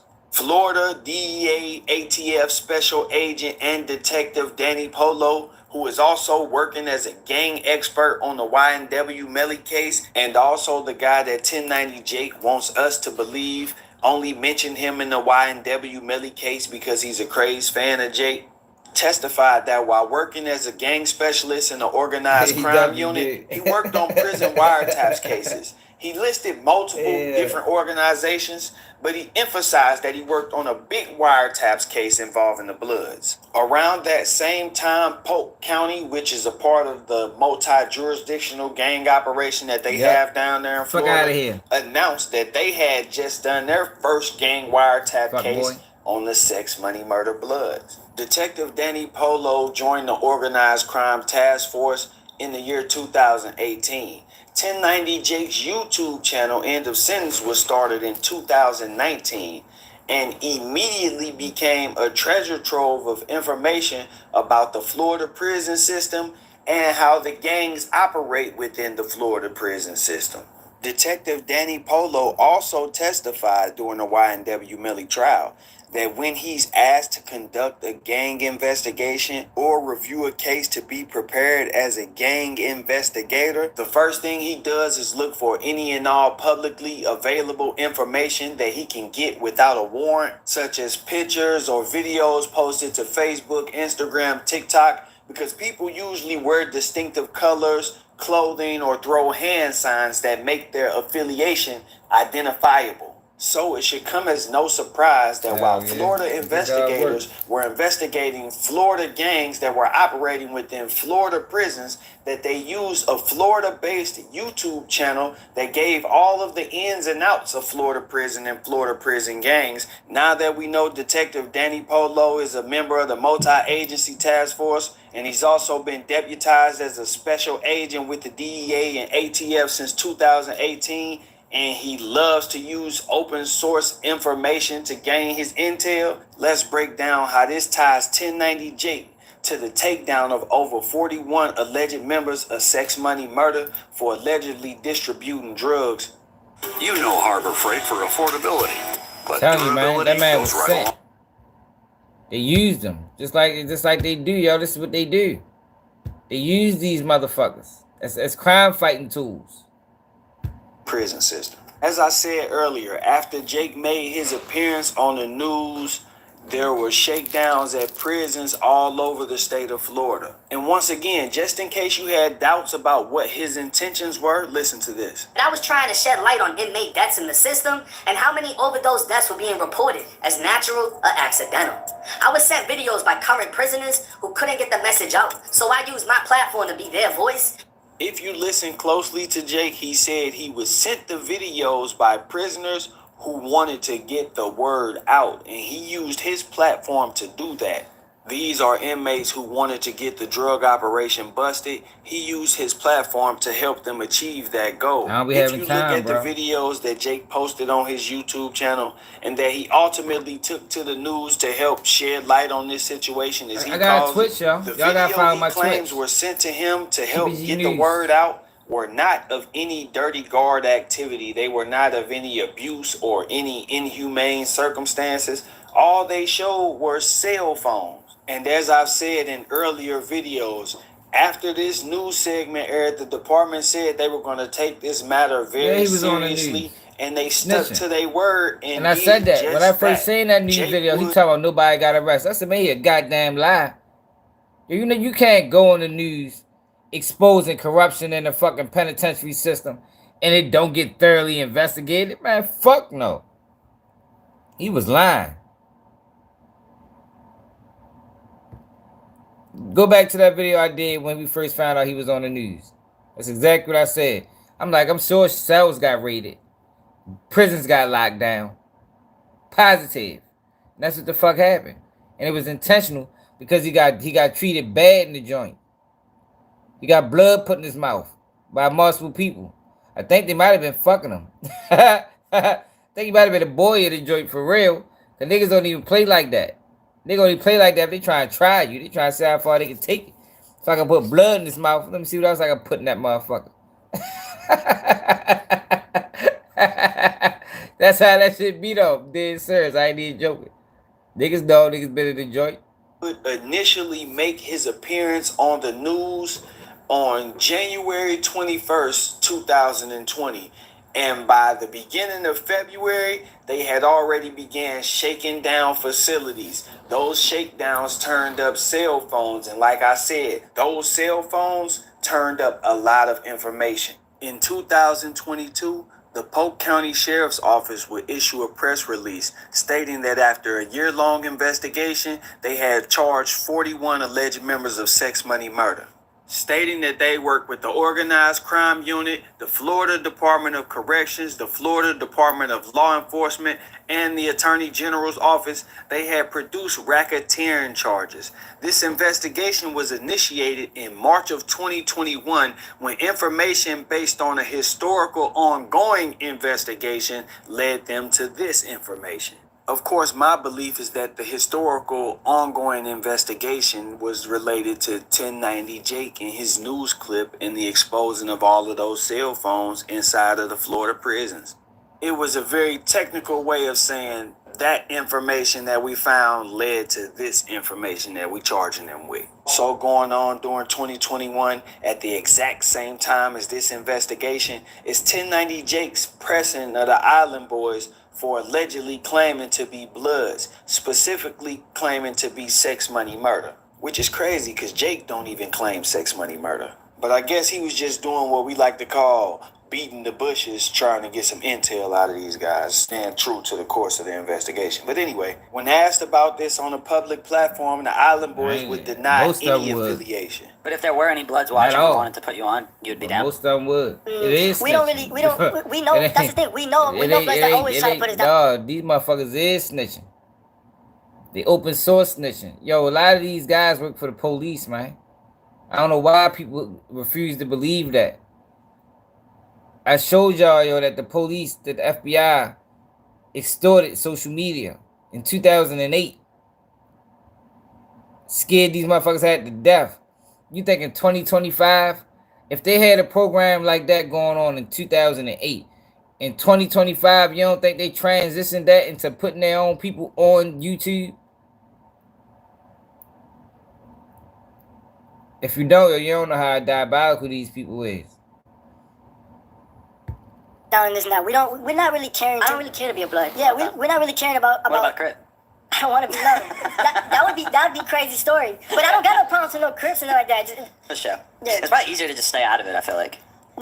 You don't need to. I don't gotta be in a gang. We're from Florida. You don't need a gang bang to be. You feel me? You can make your own thing. That's what I'm saying. I'm on my type of side. I know my value. I know. At this point, yo, if you online speaking on crimes that other people committed, they haven't been charged with, you working with the police. Because in 2025, we know that they watching the internet. We know this. Like, it ain't up for debate. It ain't speculation. Motherfuckers' interviews is ending up in paperwork. So we know that they watching. So you going on platforms exposing what's going on in Florida Department of Corrections. Yo, you work with the police, bro. Who I am. I don't have to be a gamer. Like, I know I make money without being in a gang. Despite this very public denial of any affiliation on October 7th, on October 28th, 1090 Jake would release a video in which he claimed that he had a private conversation with the Island Boys and they told him some private information, but he still came to the internet with it publicly. That conversation included details about who was responsible for making the Island Boys members and of the reason why this is, and I always say this, well, it's some new people here, and the reason why this is going on is because these guys don't got to testify to none of this, so they're able to snitch online and then don't come to court, don't even be in paperwork. It's called open source research, open source information. All the feds got to do is watch the video, do their own investigation, lock them up, and the person that put out the video never gets held accountable, never gets put in paperwork. Surprisingly, Fly was a likable person and kept everything real, which is what I respect about him. More or less, the Island Boys were blessed in to Sex Money Murder by a rapper named 21 Murky, who's apparently from Florida but affiliated with 21 Savage's people out in Atlanta. Who does that? You understand what I'm saying? Who dives deep into who recruited them to be Bloods?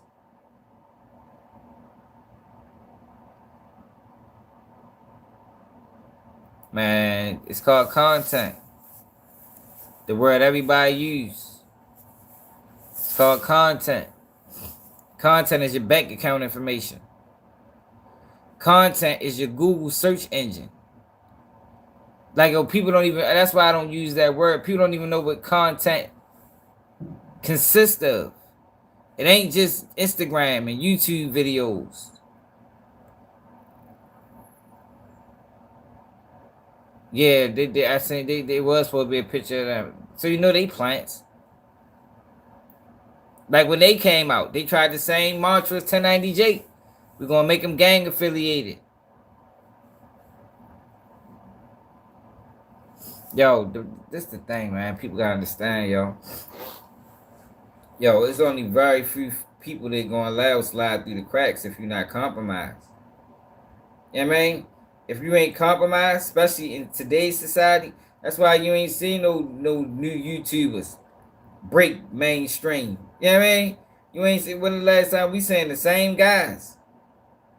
The same guys. Because if you ain't get in early and build your channel up, man, they didn't transition this shit to something totally different. You gotta be part of the guys. You know what I mean? You gotta be fucking with us if you want to get anywhere. That's what we got going on, man. That's what it is. And been like that like at least the last 5 years.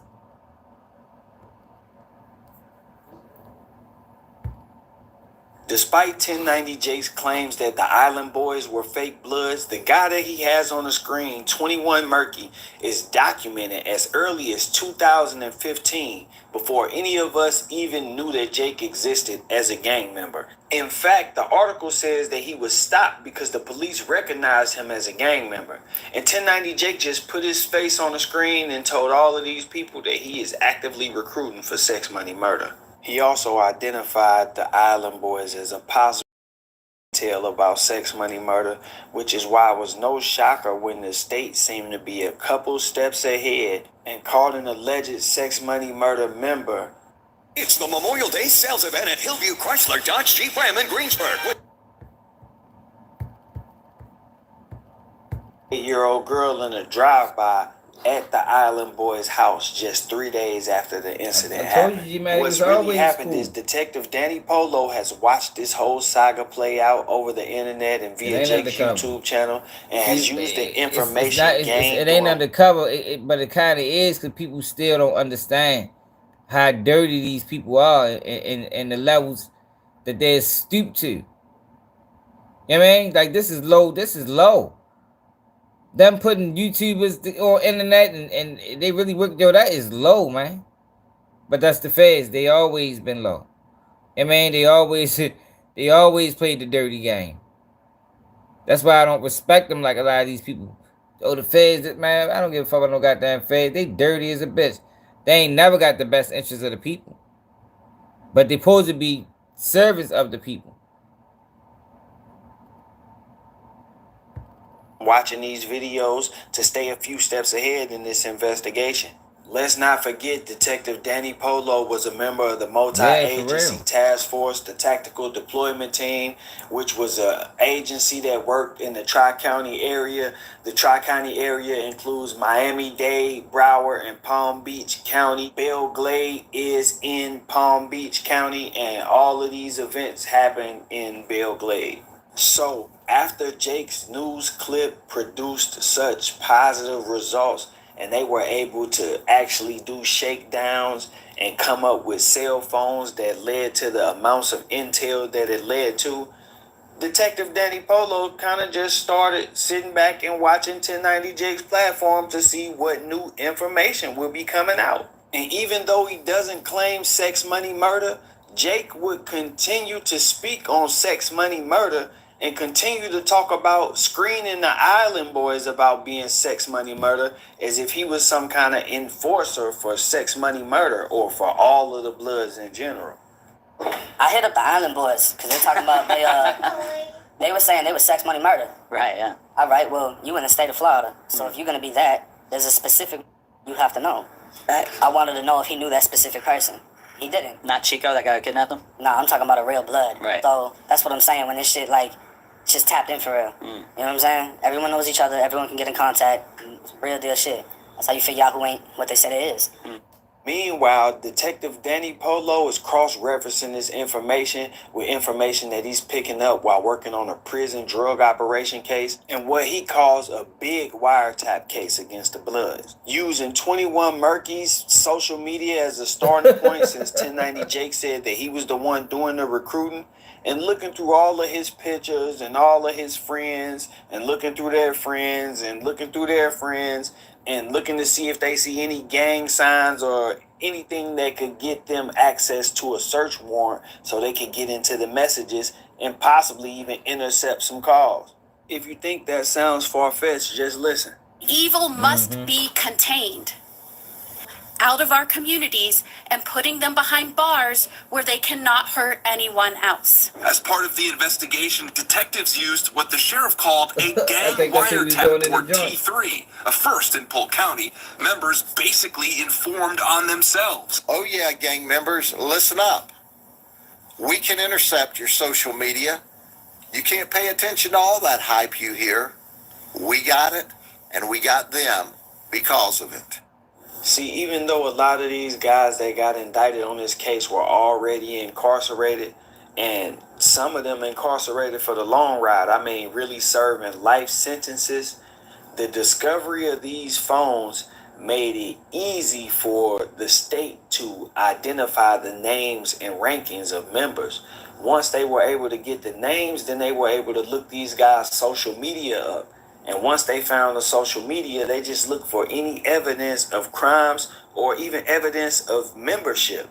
Now, I know y'all saying, if the leadership is from Orlando and Jake told from YouTube, how did this case end up in Polk County? Well, once again, the discovery of those contraband cell phones led to the discovery of text messages, and some of those text messages dated back years. That helped shed light on a lot of things, and one of those things was a string of home invasions and violent crimes that had taken place in Polk County. And while Polk County had made arrests in those cases, they were able to establish through this new intel that those crimes were actually gang related. This led to wiretapping phone calls and social media accounts, as well as reviewing jail calls and even reviewing old jail calls. That led to even more information, including information that the sex money murder prison drug operation was possibly being ran by an inmate who was still in the Polk County jail waiting to be sent to Florida State Prison. Of course, Polk County would jump at the opportunity to close some cases and make some headlines, and the Florida Department of Corrections would not pass on the opportunity to show everybody that they were standing on their word. Ironically, even though an 8-year-old little girl lost her life, Jake was still called the island boy a snitch for telling the police that his friend handed him a gun as he was running to try to hide in the closet, and that he ain't know nothing about this whole situation. At the end of the day, he didn't have to say anything. He could have just let the investigation play out. But he decided to say, look, I don't know what the fuck's going on. He tried to give me the gun. I didn't take it. So to sum it all up, Fly Soldier did tell. But I mean, 90% of y'all watching would have did the same fucking thing. Now, people love to talk about the code. And Jake loves to excuse himself from this snitching right here that you see on your screen, where he wrote up that Jimmy hit him in the head with a rock and a sock. He loves to excuse himself from this by saying, that's not snitching, I was writing up the COs. But he has the audacity to call this guy a snitch for separating himself from the murder and possibly the murder weapon of an 8-year-old girl. I'm saying that to say that Jake shows no mercy when it comes to deciphering paperwork and calling somebody a snitch based on if they worked with the police or cooperated with the police or not, regardless of the circumstances. By that standard, and if I'm being completely honest, by all standards, I was trying to find the one when he wouldn't let him function as a gang member. That's what I'm trying to find. These videos with the intent of busting up these prison drug operations is snitching. This most definitely considered snitching. And the Department of Corrections said that they would take the information seriously, which they did. They immediately performed mass cell searches and mass shakedowns, and that led to charges being brought by the Inspector General's office. But to the credit of the audience, one of the reasons I believe Jake was able to get away with this for so long is because he denied that there were any shakedowns and claimed that nobody could produce any paperwork showing that any officers had been arrested behind this incident. They would claim the officers must have raided the prisons I was at, but I'd already been out of prison for 5 years. And what officers got arrested? See, the Florida Department of Corrections has a website newsroom that covers press releases, staff assaults, and officer-involved arrests. But not one article can be produced showing any officer was ever arrested. Well, here I have you the paperwork of one officer who was arrested as a result of a shakedown that happened immediately after. And this is why 1090 Jake was named in the YNW Melly case. Not because he has any specific connection to Melly in this case, but because he's a self-proclaimed blood. People like, oh, you don't ain't no white bloods, ain't no this, ain't no that. There really ain't. Right. So at this point in time, not to sound no type of way, but I'm about the biggest known white blood that there is. It's not common like that. It's not.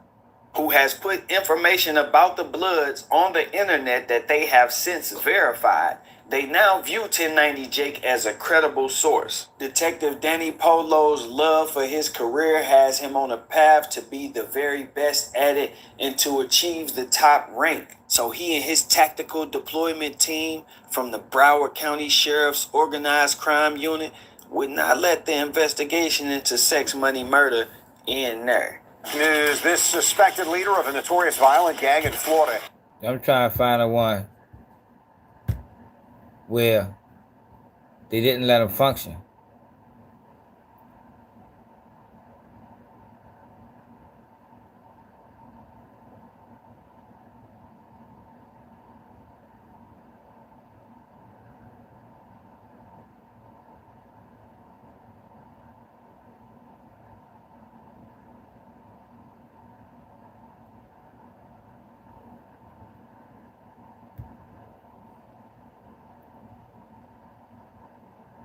So on.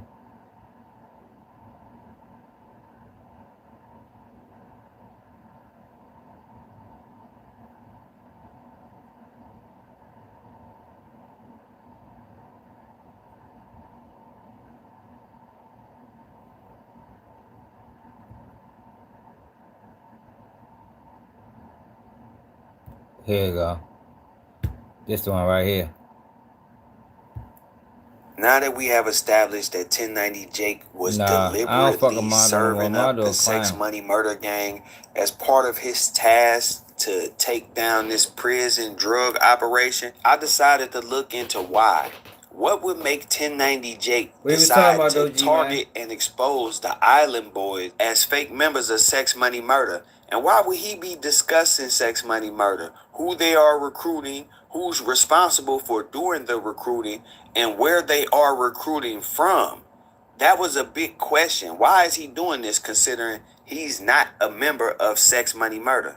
That takes me back to this guy, Jakevius Smith, who also goes by the name of 21 Murky, who the police have identified as a documented gang member as early as 2015.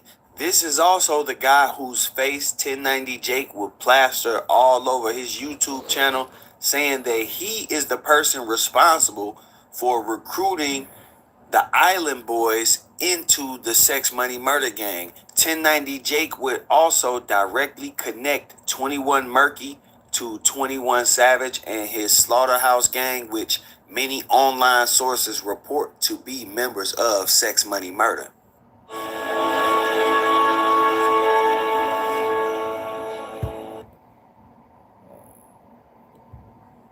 Blessed in to Sex, Money, Murder by a rapper named 21 Murky, who's apparently from Florida but affiliated with 21 Savage's people out in Atlanta. After hearing that 21 Murky was originally from Florida and that the Florida police had him listed as a documented gang member, I started to get the feeling that Jake's motive for telling on this specific crew was kind of personal. I found that 21 Murky was actually connected to this guy from Florida who, for the sake of this video, we will call Shaka Zulu. While doing the Detective Danny Polo and looking through social medias, I found that this Shaka Zulu guy is actually pretty connected in the South, as we see him right here with somebody with a 4PF chain on. Things got really interesting when I found out that Shaka Zulu is connected to this guy, a rapper who goes by the name of 1090 Trigger. According to 1090 Trigger, this is his stomping ground. He was facing life in prison at 18. I thought he was facing life in prison at 18 for them weak ass charges. Like, yo, people like every charge, this carry 20 years, this carry 30. Yo, you're not facing no life in prison for that, yo. Like, you might, if that's your first charge, I don't give a fuck what them counts say. You might get 2 years. Yeah, man. Facing life is when them motherfuckers come at you with a crazy, man, look, we got a deal for 50 years. He ain't had no shit like that over his head, man. His whole story is fabricated. They ain't come at you with a deal for 20. And this place is located in Pahokee, Florida, which is about 3 hours from where 1090 Jake claims that he's from in Tampa. While researching this, I discovered that 1090 Trigger is not like 1090 Jake in the sense that he's a standalone 1090. You know how 1090 Jake is the only 1090 around him? 1090 Trigger actually comes from a whole group of 1090s. These are the real 1090s. Now, from what I heard, this is not just a group of guys who came together to form a gang. These are actually people who all grew up together in the same area and neighborhood. It was also brought to my attention that these guys have a very strong presence within the Florida Department of Corrections, and this is where this story actually begins. Now, according to my source, 1090 Jake had a run-in with some members of 1090 while he was in Sumter Correctional Institution. 1090 Jake was allegedly told that he cannot bang blood because he is white, and this is why he ended up jumping in the car with the NPR guys. So all the bloods that came before me got took off the compound the second they got there. So that's basically what the word was when I got there. Now, when I got there, being that I'm from Tampa, Tampa got its own prison gang called NPR. And the head of NPR, shout out to Quay, the head of NPR was in C-Dorm where I was at. And he was like the hardest bumping kid at Sumter. You know what I mean? Like, he's just knocking everything out. Nobody wanted to fight Quay. They had rumors that he had metal plates in his hands because everybody he fights, their jaw is just hanging off. You know what I mean? We get to Sumter and things started popping off real quick. You know what I mean? We started extorting people that were in there because we weren't just going to sit there and act like we... What is he doing? Like, yo... What is he doing right now, man? Yo, if you're going to tell this story, you don't name names. You don't put people's name in this shit.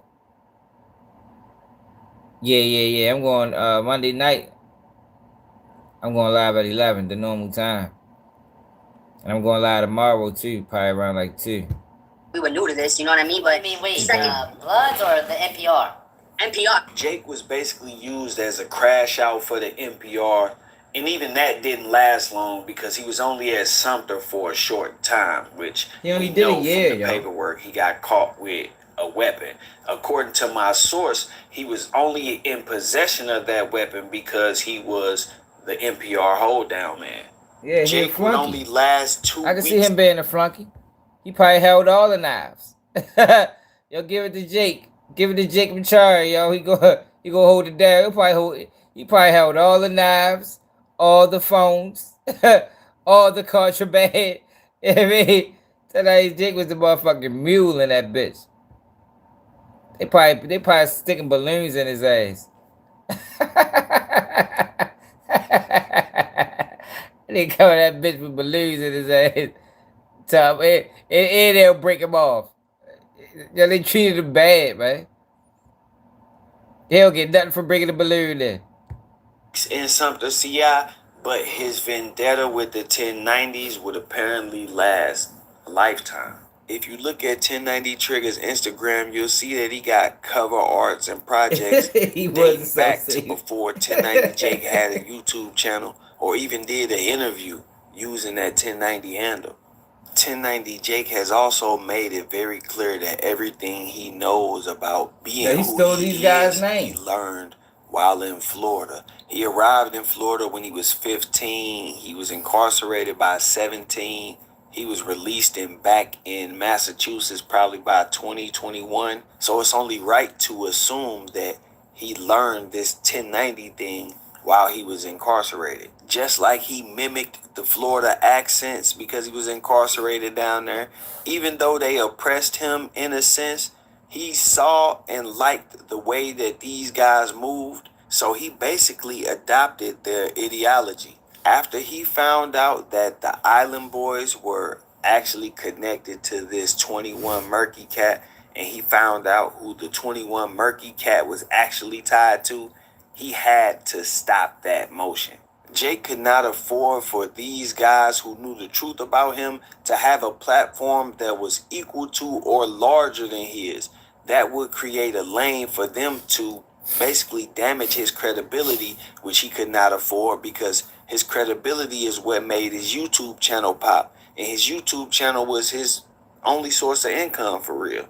So Jake launched his campaign to destroy the Island Boys by promoting that they were actually good kids who were just pretending to be down and false flagging, and also quote unquote exposing them as snitches.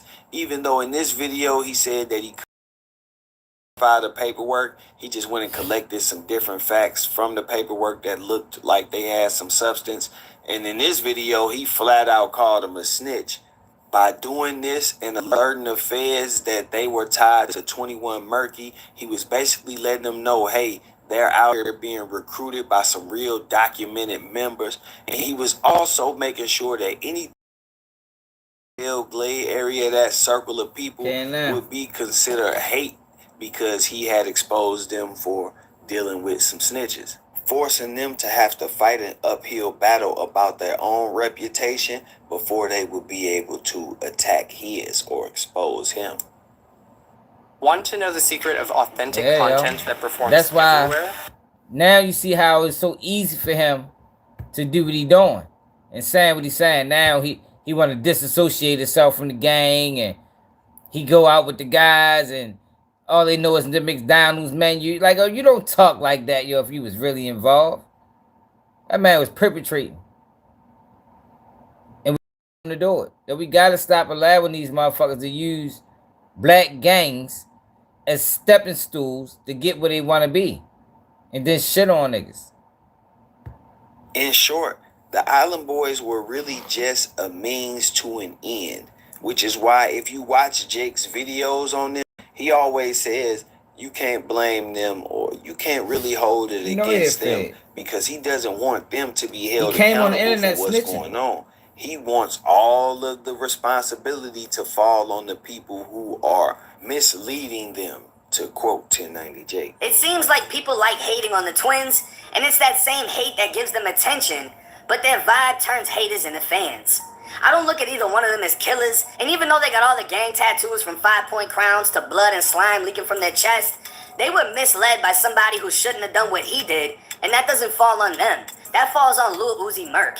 On that note, I'm going to wrap this one up, man. I hope y'all enjoyed learning about this 21 Murky situation and why 1090 Jake really targeted the Island Boys, in my opinion. I also hope that y'all soaked up this game about this 1090 thing, where 1090 Jake really learned about this 1090 thing from, and take heed to the fact that he has not reached for any of these guys. 1090 Trigger actually does music. I believe he incarcerated right now, but there's other guys around that I'm sure do music from that circle. He has not reached for any of these 1090s. Yeah. You haven't heard him. It's like Chief Keef. I'm trying to tell you, man. Yo, watch these motherfuckers, yo. They ain't what you think. They ain't what you think, man. I'm telling you. Yeah, this shit crazy. Yo, but I'm tired of shit, yo. Oh, God. Yo, make sure that like button, yo. Check out that live I did earlier. Man, 1090 Jake a fraud, man. It's just fucked up, yo, because when he was locked up, he wasn't even claiming blood. He was hanging with the MS-13s or something.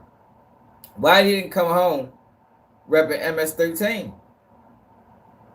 Why did he come home repping hard a black gang that wanted nothing to do with him? They wanted nothing to do with him in the joint. They didn't let him. Yeah, hell yeah, I did it. I said Remy need a Wild King night in her life. Get it right. She need to link up with Diddy. That's what Remy need to do. Remy need to link up with Diddy. But they did get Remy right, man.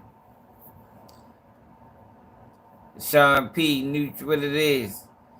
Hit that like button, subscribe to the channel. But yeah, yo, he stole these guys' identity, man.